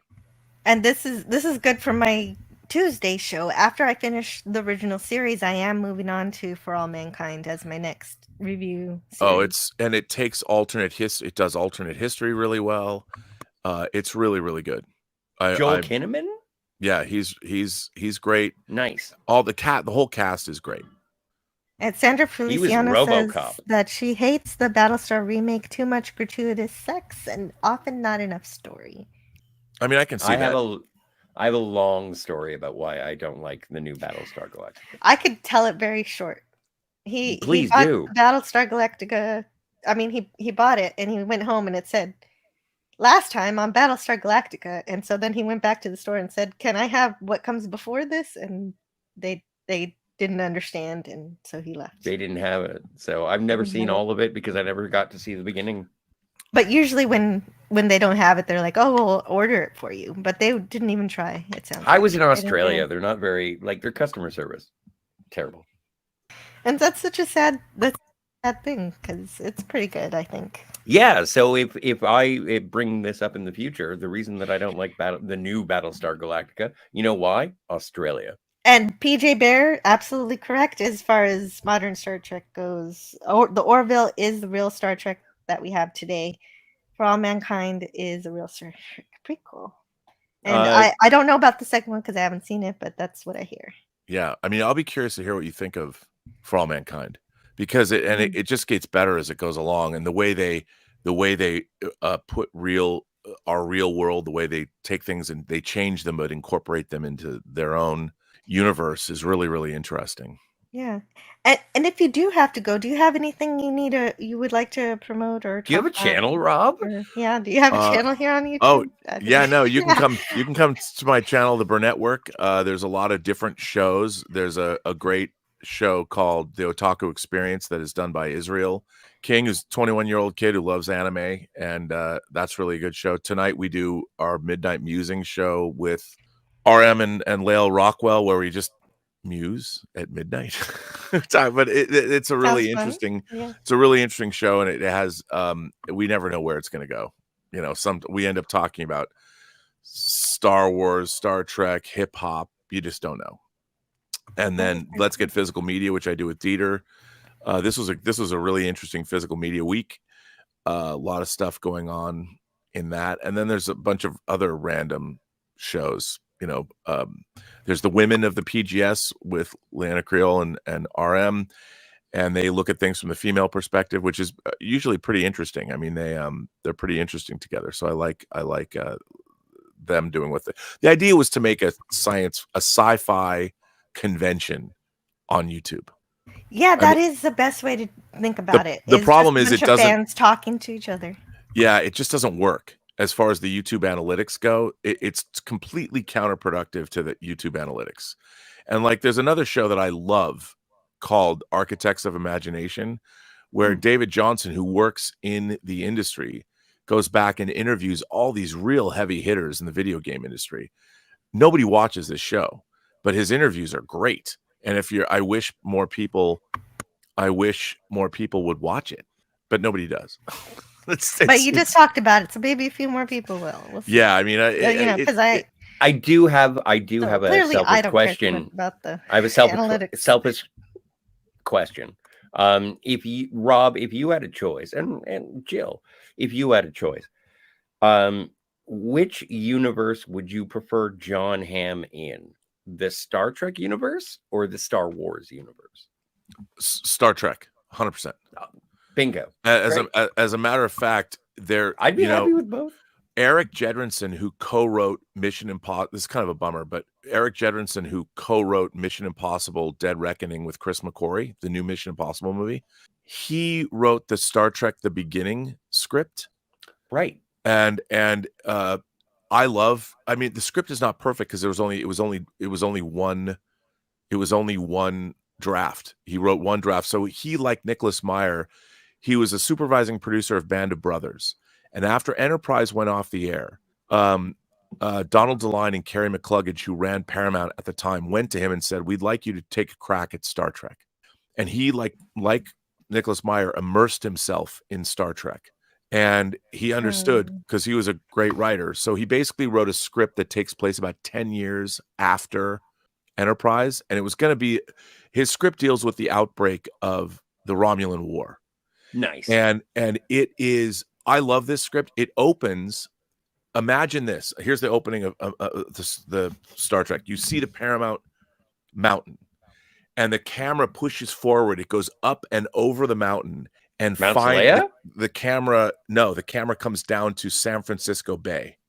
Cool. And you see Starfleet Command, and you see, and it shows, then you're in a regatta where there's like 8 catamaran like boats that are like they're hovering like inches above San Francisco Bay. And it's graduation day. It's Starfleet Command graduation day. And this regatta is the final thing where the graduates are competing. You know, and it's a sailing regatta, though. It's not in space. It's a sailing regatta. And this is how all the new characters, the cast of characters, are introduced. But there's also like the Admiral, you know, all the Starfleet Command, and John Hamm would be perfect for one of these lead roles. And I'd see him as an admiral too. Yeah, and then you're introduced to these characters, and at the same time, there's a new warp. You know, they're going up to like warp 7 now, and they're testing new warp technology around Jupiter. And you meet the Vulcans now. They have a much more cordial relationship with humanity than they did in Enterprise. There's great Vulcan characters, and the characters are great. I mean, it's like a whole new cast of characters. And Jonathan Archer, you could bring him in there. He's not in the script, but you could if you wanted to.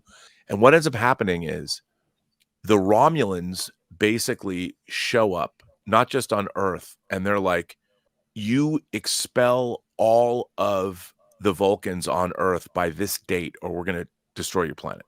and they're basically going around, and they want the Vulcans out, and they want to contain the Vulcans throughout the galaxy, and Earth basically says F you, no.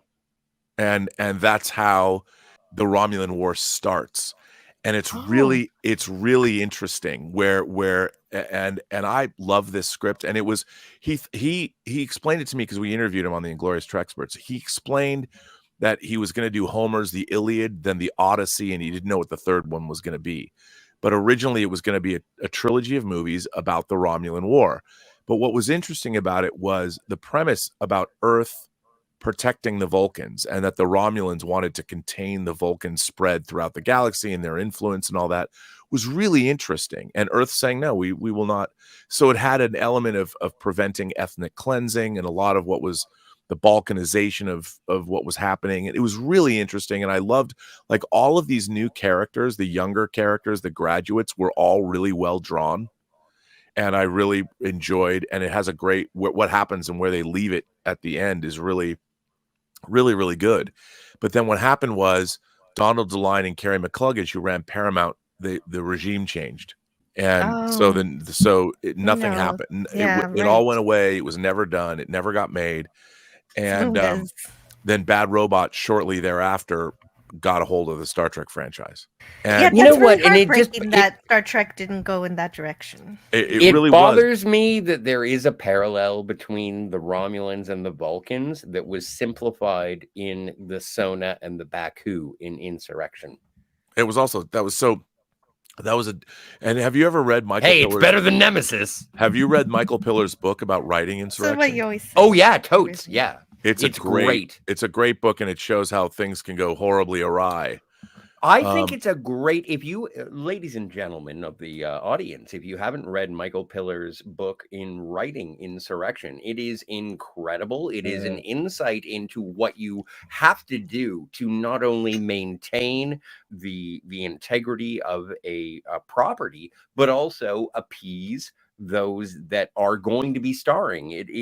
There is something about the aging of Patrick Stewart that Michael Pillar expresses, and he says, well, I am, by definition, calling Patrick Stewart old. And how do we work with this and the moving parts within the entire situation? Like, what is it called, Rob? Do you remember? It's an amazing identification, but it also comes from a place of responsibility and heart to tell a story that was initiated. Like, Michael Pillar knew Gene Roddenberry, rest both of their souls. Yeah. Michael Pillar is really good with character stuff. Yeah, I mean, and co-created Deep Space Nine. Amazing. Well, his idea was to do Hearts of Darkness. Or Heart of Darkness, in space. So it is called Fade In, the making of Star Trek Insurrection, a textbook on screenwriting. I guess you can get it on Still better than Nemesis. You can get it on Google Books. Yes, you can download it for free from archive.org. Yeah, and it's really good because he was writing it to come out, but it's so critical of. They couldn't allow it's like Rinsler's making of Force Awakens book. They killed it because. It's a diary of the production of Star Trek Insurrection, which is very fascinating. In fact, if you have the opportunity, and I'm sure many people on the chat and the panel, come on, check out the audio commentary from Star Trek Insurrection with Jonathan Frakes and Marina Sirtis. Amazing insight. Almost one of the last times when people were honest about production. Yeah, I mean, I'll tell you another book that is incredible is the making of Star Trek: The Motion Picture. The book that was published. It was originally going to be a two issue article in Cinefantastique magazine, and it's called Return to Tomorrow. The book is called Return to Tomorrow, and what's amazing about it is the interviews were all done during the making of the movie. So, nice. The Star Trek cast, especially how Shatner comes off, he comes off way different than you've ever heard him because. Everyone was amazed that this movie was even happening, and when they were making it, it was like, because Shatner didn't have he was co-starring on shows. He tried movies or a TV series like Barbary Coast that was canceled after just a few episodes. He did not have a good time. He was great on Columbo. Yeah, but I think even when he did Columbo, it was late. It was like 80s Columbo. No, he did two. He did one in the 70s and one in Yeah, the he did. late 80s, early 90s. Yeah. Okay, so but he didn't have a great time. Yeah, he did have I to live doubt in it. a trailer for a little while. Yeah, Princess Fiona asks. So Rinsler wrote he wrote these unbelievable making of books. He wrote Making of Planet of the Apes, Making of Alien, but he wrote three. He wrote The Making of Star Wars, The Making of Empire Strikes Back, and The Making of Return of the Jedi. They're incredible. Those making of books really are the definitive history of the making of the Star Wars movies. They had him writing. Rinsler's his last name, by the way. They had him writing a book on The Force Awakens that was going to be just like. Well, he did it. He wrote it, but they wouldn't let him publish it because he does a great. And by the way, he subsequently got cancer and he passed away. But I can't recommend his books. Those Star Wars books, if you're a Star Wars fan, the making of books go into like how unhappy George Lucas was with Empire Strikes Back and how when they were making Empire Strikes Back, they couldn't make payroll because they had gone over budget because the weather in Norway and everything. So 20th Century Fox said, well, we'll give you the money that you need because George self-financed Empire. And Fox was like, hey, we'll give you the money you need, George. Just give us back the merchandising rights. And well, but isn't that George Lucas said no? Sorry. And luckily Gary Kurtz was able to get like people turned George Lucas down to get lines of credit. And I think it was Gary Kurtz went to the Bank of Boston and said they gave him the credit. So they were able to get credit to make Empire Strikes Back. And Mobtown. Yeah, and I know, right? And you realize that like with Empire, the way Irvin Kershner shoots it with a lot of master shots, Irvin Kershner was like George Lucas he loves the edit bay because he can futz forever. And I think part of the problem with Phantom Menace is like he's literally taking bits and pieces from each shot, like he's digitally taking someone's head and putting it on their body with different takes.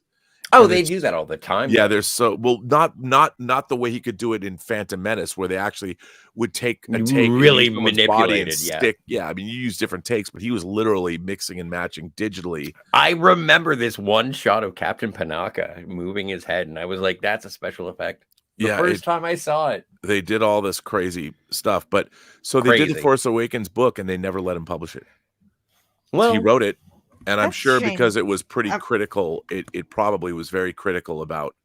But don't you like that? Sure, it was honest and raw. You've created behind the scenes special features for many a film, and I am a fan of many of them. But like, isn't the creation of the art in spite of the chaos behind the scenes sort of the Herculean effort? And it's like, and this fucked up, but we made this, and it looks amazing. No, like, and I thought that's what I liked about it, but now it's very glossy, and it's like, and everything was happy, and we're all a family. Oh well, and when we did 15 Blu-ray sets for Star Trek and for Next Generation and Enterprise. We did the 4 seasons of Enterprise, and then we did the 7 seasons of TNG, and then we did the actually I guess 16 discs, and then we did the individual.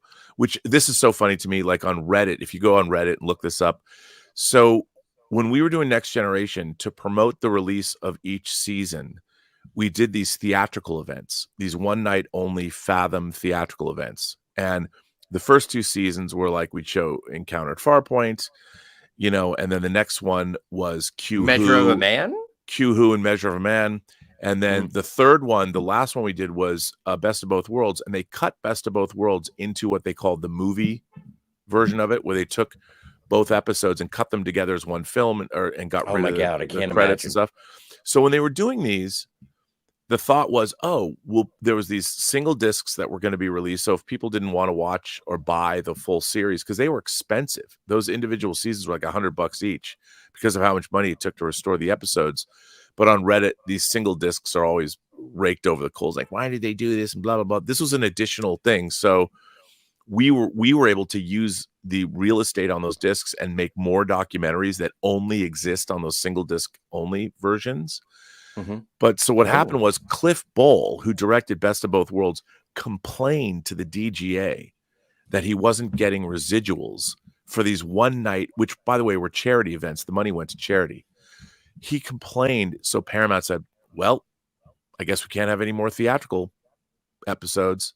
Oh, so you couldn't do the rest of the series? No, we still made the single discs though, because they were already in process, but we just couldn't.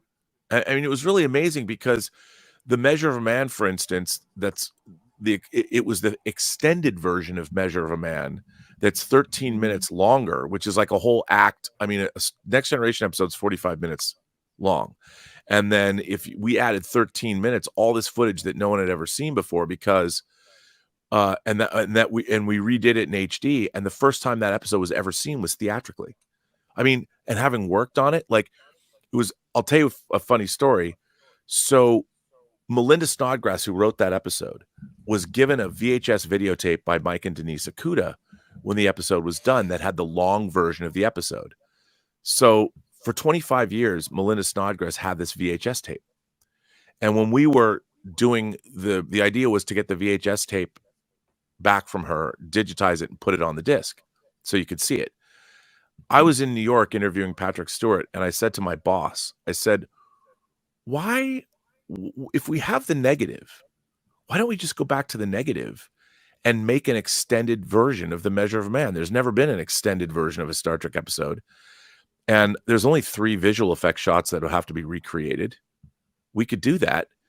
And he looked at me. This is Ken Ross. And I'm just, I'm there. I'm in New York. I'm like, I'm there to work on your thing. I'm interviewing Patrick Stewart. And he sat in on the interview. So I figured I could say whatever I want being in his office. And I'm like, why? A VHS, the 25 is going to look like terrible. And he goes, we can do it. I go, we get the negative, dude. Let's just go do it. How long can it take? It's going to, however long the effects take, it's not going to take very much money. We're already transferring the stuff anyway. So they did. And they made good stuff. And it's on the disc. It's on the second season disc. And you can watch that. But the first time anyone saw, the very first time anyone ever saw the extended Measure of a Man was in like 1,200 theaters across North America. So you got to see Q-Who, which is the first Borg episode, and the extended version of Measure of a Man. And then I cut together, I did cut downs of our documentaries and cut downs of our blooper reels because I was editing all the stuff myself. So it was awesome to go see. And we had Melinda Snodgrass come out. I sat next to her. So I got to watch that 25 years later in the theater. It was dope. That was like one of the most, I spent 3 years doing that, working on Enterprise and Next Generation. It was the greatest job ever.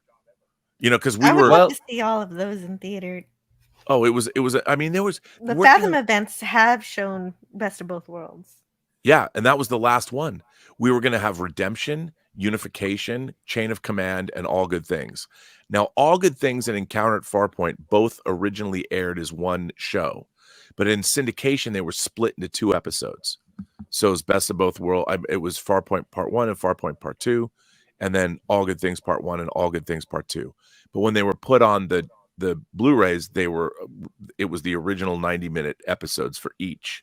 So even though for Encounter at Farpoint, I mean, that was never released as a single disc, but for All Good Things, it was also released as a single disc, and we were able to do a half-hour documentary on that with audio commentary and deleted scenes that aren't on the season box sets. So it was cool. Yeah, that's pretty rad.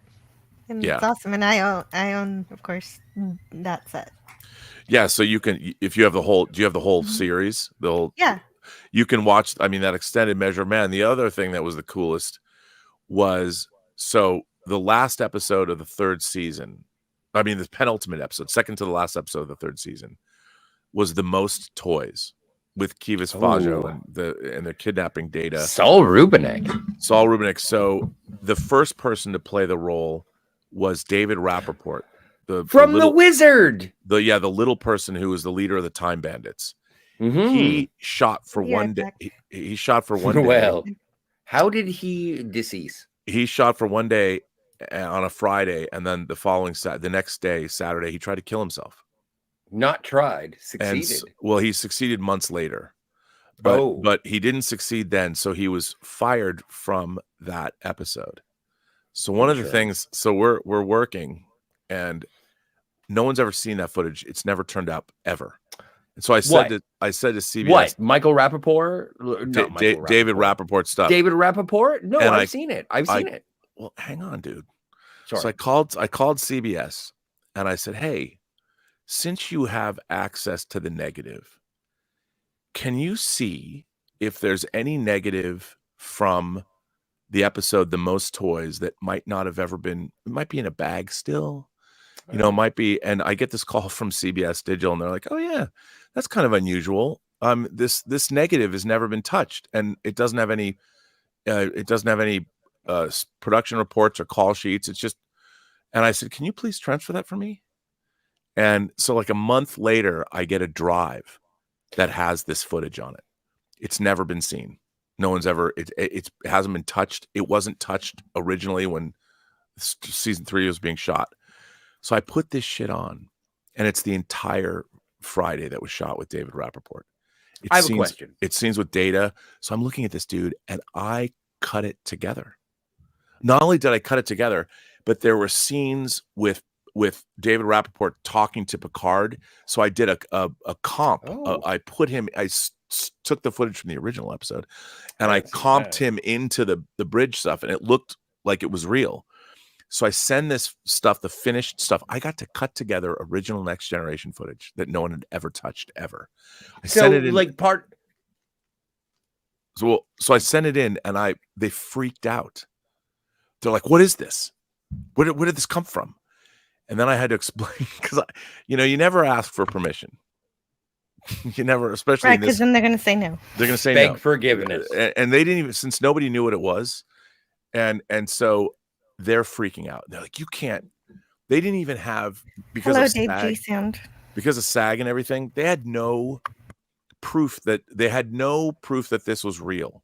Like, from their perspective, where's the paperwork? Normally, after a day of shooting, there are two things that are generated. You have a call sheet, well, before a day of shooting, with everybody that's working that day that's on the call sheet. And then when it's done, when the day is done, you get a production report. Here's what was shot. Here's how many pages were shot. Here's all the footage and all that. There was no call sheet, and there was no production report. There was no indication that this was ever a day in Star Trek. So they had no paperwork. And they're like, what is this? And I said, look, man, the guy killed himself in a park here in LA 3 months later. This is the last thing he ever shot. Mm-hmm. Let's call his next of kin or something. Let's get in touch with them 25 years later and ask them. And by the way, the answer to this should have been no. But because we were fanatics, Roger Lay and I were fanatics when we were making these videos. We would leave no stone unturned. And I'm like, look, you've got this footage. I've already cut it together. They told me that I had to make my comp look less good because they didn't want it to be, they wanted everyone to know it was a work in progress. It was not finished footage. I'm like, oh, okay, whatever. So they did. And they contacted his next of kin, and his next of kin said, we would love it if it appeared on the discs. Like, I'm a Canadian, and I enjoy Canadian actors, as you do. Having directed William Shatner, but I'm just wondering, do you have any behind the scenes or limited footage of Jean-Pierre Boujol? Well, there is footage that exists. Like, we weren't doing Voyager, but that footage is actually, I think it's on one of the Voyager discs. Is it on the disc? You know what? The packaging is so terrible. I broke a disc. I have to call CBS and see if I can get a replacement. Terrible. I didn't even bother with the packaging. I just put them into a. I need a DVD binder. Okay. You can see. I think that footage is on YouTube. I think it is as well. And it's really, you can see how she doesn't work at all. And I love her as an actress. Well, you guys, I have to get back to the movie, or I'm never going to get through the last of my slides. So I know I must run. I have to go. I'm already. People are. Elizabeth's like, "Where are you?" I'm getting yelled at. Oh, see. Say hello to Ace for me. I will. Yeah, I have a because I do have a time limit, like, because I do have children I have to take care of. At a certain point, I have to re-enter the real world. Just buy a refrigerator and give them the box. I want to thank you very much. It's such an honor to have had you on my show today. I'm a huge fan of yours. Are your kids Star Trek fans? Are you bringing them up right? I am trying to. My son likes Red Dwarf, but not quite Star Trek yet. My daughter is still a little too young to get there yet. All right. Well, that's good working on it. parenting. Good parenting. But they both love Free Enterprise. No, they should not. They're too young to see that. No, nudity is natural. What are you doing, you prude? They have not seen Free Enterprise. Yeah, don't. That's an R-rated movie. Yeah, whatever. F words are for kids. If they could see anything, only the first scene where you're getting beaten up by those kids. Oh yeah, you can see that online. I clipped that out, so you can watch that. So, well, I would say live long and prosper. Peace and long life. Peace and long life. And yeah, happy Star Trek Day, everybody. Happy and Star thanks for Trek having Day. me. You're welcome. Anytime. I've got to figure out what I'm going to do for this day, so I'm going to go figure something out. Do it. Well, whatever you do, it'll be awesome. I don't know yet. I'll find out. Yeah. I will see you both later, all three of you later. And yeah, I like that there's another God Emperor. There's not just a God Emperor of Arrakis. I apologize for not being in here a lot, but I was. Yes, I was he is busy God in the Emperor of background. Kuroka. Don't wait for the translation. Answer me now. Yes, I never introduced. Like, I'm not. I guess I never introduced you to Bird of Prey 5, but he also has the Star Trek channel, which is really great, and had some good criticisms of New Trek. And even though he tries to look into everyone like with a fair shake, some people don't deserve it. Yeah, I know they don't, but he does try. Although there's a lot of people that say that about me. So what are you going to do? All right. I will see you all later. See you later. Thank you. Take care. Oh, that was a big surprise. Yeah, that was. Yeah, I wasn't sure if he was going to be here, so I didn't advertise it. But I'm so glad he was here. And thank you very much, Robert Meyer Burnett, for coming to talk about Star Trek 4 and also all of the other awesome fun stuff. I would have let you talk all the way into the end of the show, except that I love this movie and I have to play the rest of these slides. So we're going to be doing that right now. So we have just enough time to get through the rest of them. And so if you forgot, this is a Star Trek 4 stream celebrating Star Trek 4: The Voyage Home. And we're at the end of the movie where the probe and the whales are finally being brought together. They're going back to the future in order to facilitate this communication between the aliens and the whales, because of course the alien probe first contacted the whales long before humans had made their mark on the Earth. And Dave G. Sound says this is my Star Trek comfort movie. And so I do apologize for not getting to as much of the chat, but I think you understand why that had to be a thing.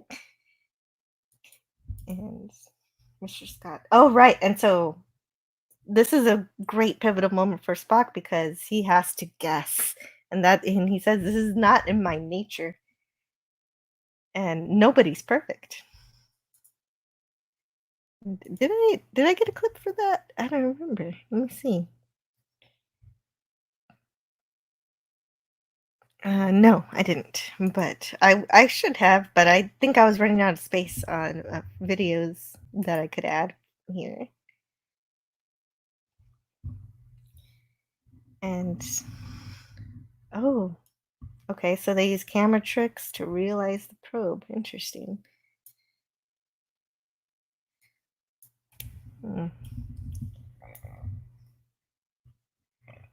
So let's see.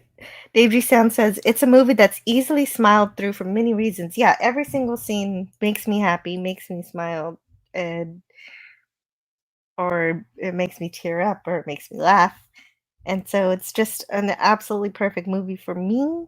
If I normally don't give ratings to anything on Tea Time, but this is if I had to, this easy A++ type of movie for me, and it's a perfect Star Trek movie. And so when man was killing these creatures, he was destroying his own future. And that's a good line too. Okay, so they're not quite where they're abandoning the ship yet.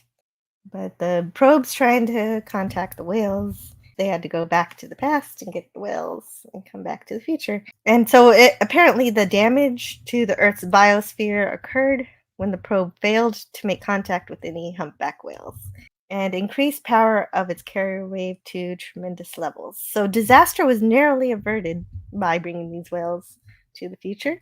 And yes, Scotty R37, Rob had to leave. I let him go because I need to get through these slides because I don't like to have live stream where I don't actually finish the movie. And so I loved listening to all of the things that he was talking about in terms of what he's doing and what he's up to and I would have let him go on until the end, but I want to finish the movie. On Star Trek Day, Star Trek 4 deserves to be finished. They're heading to the future with one whale biologist and 2 whales. Oh, yeah. Okay, so we already passed the part where Kirk quotes a line from Whales Weep Not, which is something that Taylor also knew about. So they're already going to warp and doing their method of time travel to get back to the 23rd century. And we get a power fall off. So, of course, there's a little bit of drama in getting the trajectory altered, compensated. Then Spock then requests thruster control, and they're able to do the slingshot again. Turns out everything's fine. Spock's guesswork is better than most people's facts, as we know. Dave G. Sound says the Christmas-sounding title theme, the terrible clay crew and time warp, all of the modern-day San Francisco scenes were delightful, and they saved the world, all worthy of some level of appreciation, and you can consider that it was released during Thanksgiving, which is definitely the beginning of the holiday season in terms of Christmas time. And I never really realized how panned the music is in this movie. Princess Fiona says, sometimes the most enjoyable streams are the ones that did not go according to plan. And yes, of course, but if I had a chance, I wouldn't want to leave this one undone. Are there whales here? There are. Hey, welcome back, Scotty. I'm sorry you missed Rob leaving. I had to let him go so I could finish the movie. Well, I can't miss him if he doesn't leave. He said he'll see you later. I hope so. The I'm so happy to be able to talk to Rob on Star Trek Day. Like, he is one of my Star Trek heroes. This is his movie. Actually, the motion picture is based on Free Enterprise. Right. But this is my movie. And that's why I wanted to finish this is your movie. Yeah. Let's. Mine. Anyway. Oh, you're making a Free Enterprise quote. I get it now. I am. I was doing a Free Enterprise thing. But this is so great. Also, I would like to say that throughout this movie, there is the escape hatch. This doesn't just show up. It is in the bridge of the bird of prey, and it's like always there. And it's like, what is that round hatch for? And you see it at the beginning of the movie and at the end of the movie when they blow it, and then everybody has to crawl out. It's like, they have to abandon ship. The whales are trapped, so Captain Kirk has to be the hero. He has to swim. Like, for the longest time, I was convinced, like, because there's been much hay made about William Shatner's hairpiece, and I always looked at this particular, because usually William Shatner is swimming through the ocean, and usually when you see a person swimming, that reveals the deficiency in their hair. And I was like, well, Bill's hair looks fine to me. It looks fine to me too. So like, and it's so either incredible hair and makeup people. Wait, what did you say, Bird? Said the best makeup money can buy. Oh yeah. I'm sure he's done work for sure. I love Bill. The whales get to communicate. And telling the probe what to do with itself. Oh yeah, that's great. Well, that's crazy. Hopefully. Well, I wonder if Spock had a mind build saying, "Tell the probe not to come back later," because I know we don't know if we're gonna have whales later. So, what happens when the whale probe comes back in 20,000 years? And it's like, okay, we want to talk to the whales again. Where are they? All of a sudden, a probe from outside of our galaxy comes to Earth and says, "Where are the pandas? I will stand up. And I will say I killed them." I wonder if that'll be a satisfactory response because they weren't able to talk No, the to entire probe. planet's going to die. Yeah. Because I killed the pandas. Yeah, so you created the destruction of Earth. I am the Congratulations. Khan of pandas. And of course, this is the part where they were saying that Harv Bennett wanted to have subtitles for the probe and the whales communicating, but Nimoy and Nicholas Meyer were against it. They won, fortunately. Yes, very fortunately. I do appreciate the sort of ambiguous communication. But again, I thought that Gracie gave birth. Right, that's your Mandela effect that you told us Mhm. about that you had. One of the things that I always pay attention to during this scene is because I want to see if Leonard Nimoy is having fun. Mhm. Because I want to know if he's smiling. For the longest time, I thought that this is one of those situations where Leonard Nimoy was smiling as Spock, but he's not. If you look at it, he is grimacing. I never saw that he was smiling. I thought he was before, but not anymore. Yeah, right. It is a grimace. Like he's in distress because they're in the rain on the ocean Yes. on a sinking ship. In San Francisco, yeah, in a sinking ship. Dave G. Sound says looks like he's laughing. Oh, he agrees with you. And I agree with you, and this is part of the reason why I adore this film, is that there isn't a villain, but more of an antagonist or an environmental problem to be overcome. It reminds me of Star Trek. Yeah, exactly. I think this goes along with the kind of Star Trek that Gene Roddenberry was writing, but not just Gene Roddenberry, but Gene L. Coon because of the comedic elements. Speaking of Gene Roddenberry, you know who Gene Roddenberry is credited in this film. Yeah, And he has an his- assistant too. Susan Sackett. Well, she was his mistress for Really? many years, as long as we're celebrating Star Trek Day. I would like to remind everyone that Gene Roddenberry enjoyed the sex. He enjoyed the female form. One of the reasons that he and Nichelle Nichols never really continued is because Nichelle Nichols had respect for Majel Barrett. And so she was like, no, I can see how Majel adores you. So I'm not going to get involved in this That's good of her. throuple. Yeah, but Susan Sackett, not so discerning. So good for Susan Sackett. Pretty Maids all in a row is what I'm saying, is that you should watch that tonight. If you'd like to see what Gene Roddenberry enjoys, Pretty Maids all in a row. Yeah, she did stuff for Gene. Yes, thank you, Frank Walker. And Kem Yes. says happy Star Trek Day, everybody. In the And so face. everybody is so happy. Everybody's celebrating, and it does kind of look like he's smiling here. You're right. No, he's grimacing. Yeah, he's grimacing. He's not smiling. How do you feel about the raising of the bounty and putting it in the Starfleet Museum? Oh, we're not talking about Star Trek 4 anymore, and we're talking about Star Trek Picard and how they had a graveyard of starships. Not graveyard. It took a lot but- for me to not ask RMB about his Picard season 3 opinions. Well, I know, Scotty me Arthur too, 7 but I did didn't that. want to start a fight. You know, Well, he's I entitled to changed have subject them. Right, exactly, and that's why I changed the subject. He's as soon as I totally could, 'cause entitled I to have really- them. I knew this was not the place nor the time. And yeah, and he didn't push it when I changed the subject, so that was good. That was good stuff. No, he's a good guy. He's good at streaming, and he knows what's up. I like him. He just has bad taste in Star Trek Picard season 3, but he's allowed to have it. Well, and hopefully we'll be able to have a conversation about that. Well, yeah, we could. I wouldn't mind going deeper into that, but I'd like to make a whole live stream about it rather than Yeah, for interjecting sure, it for into sure. celebration of a movie that I really love. Well, and that's why I said we were celebrating, we weren't here to shit on bad. We're here to celebrate good. Well, we did a little of that. I don't mind it too much.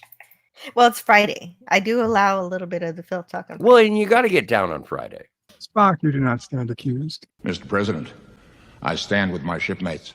I love that, man. Also, this is one of those Star Trek shots that has 9 of the original series cast members, because not only do you get Walter Koenig, George Takei, Nichelle Nichols, Jimmy Doohan, DeForest Kelley, Leonard Nimoy, and William Shatner, but you also get Majel Barrett and Grace who Lee plays Whitney. Janice. That's it. Yeah, Like, it is it's an great to see. amazing. Well, The only and I person had missing, I had a the only difficult person time. missing is Eddie Paskey. Oh, right. and- Mr. and Leslie would John have rounded Winston. everything out.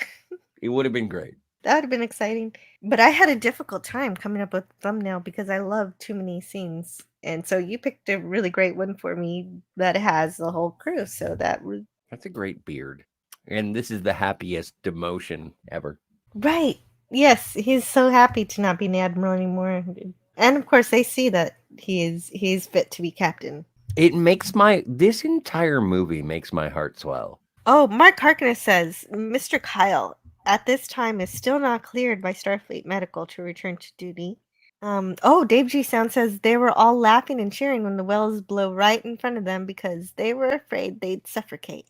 That's why I thought Nemo was laughing. I hate to bring whales to the future just to kill them in the bird of prey. Yeah, that would suck. So Inbred whales, I might add. Apparently. I don't know. I'm not too sure, but they're not inbred yet. Whales. The Cap is not born in this movie, despite Scotty R37's memory of the movie. That's what I remember.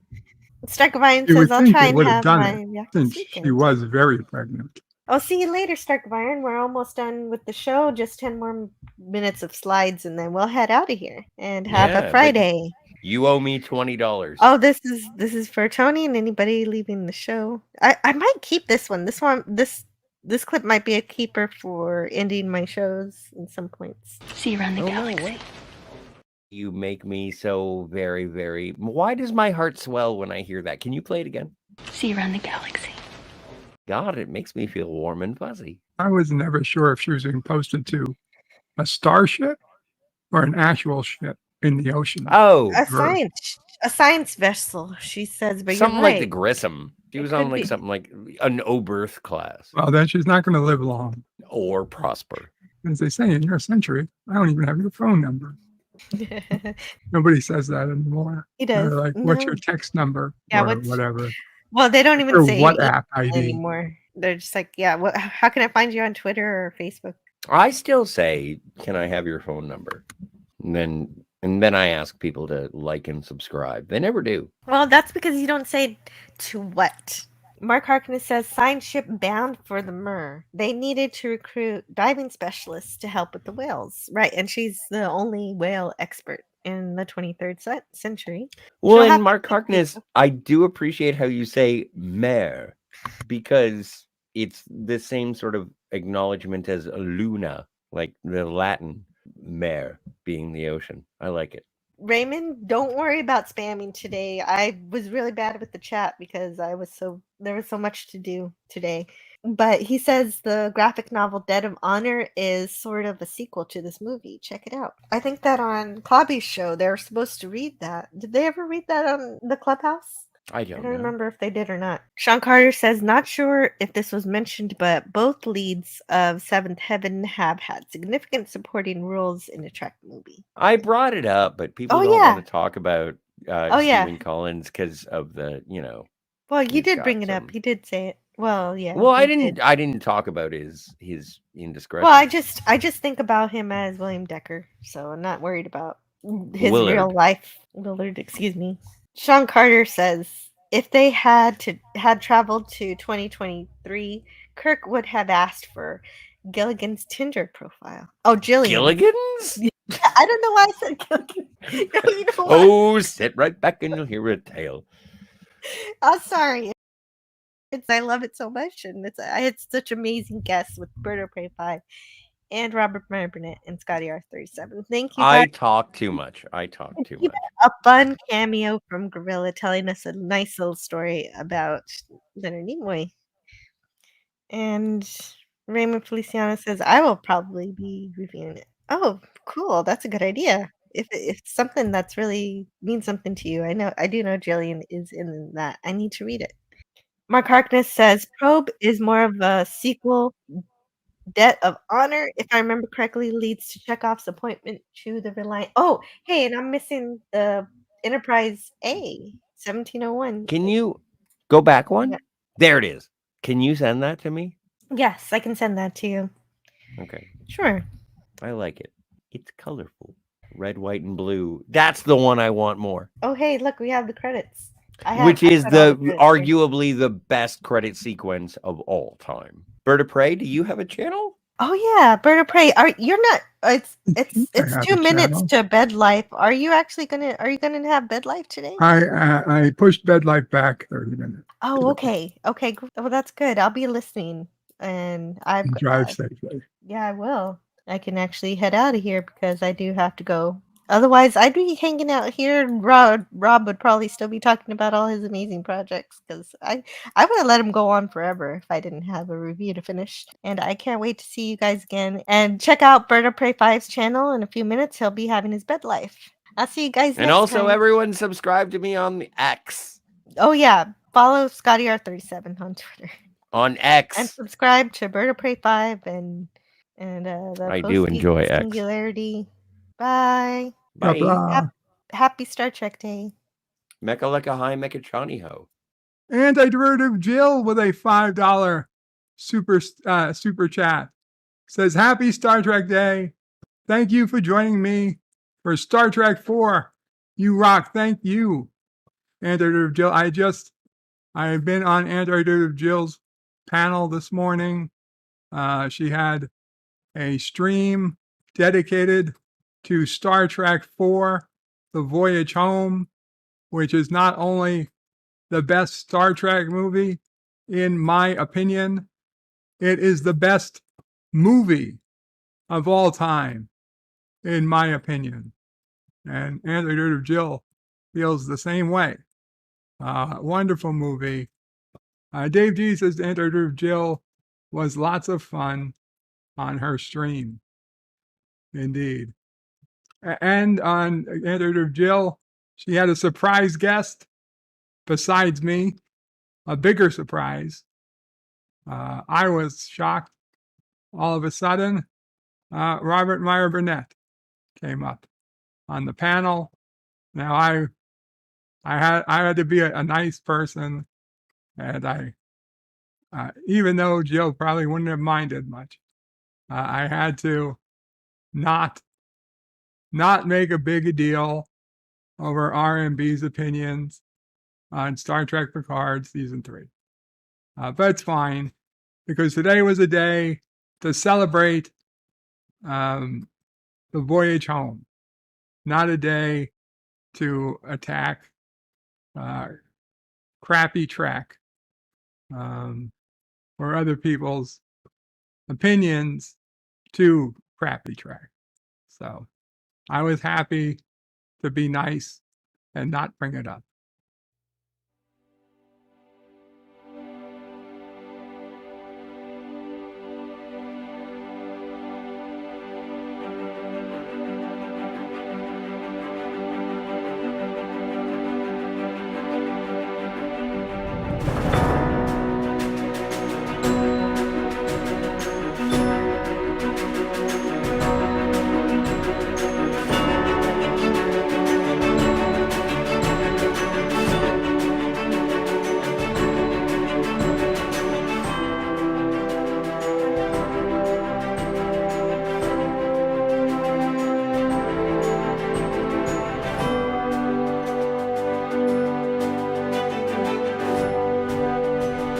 See you around the galaxy.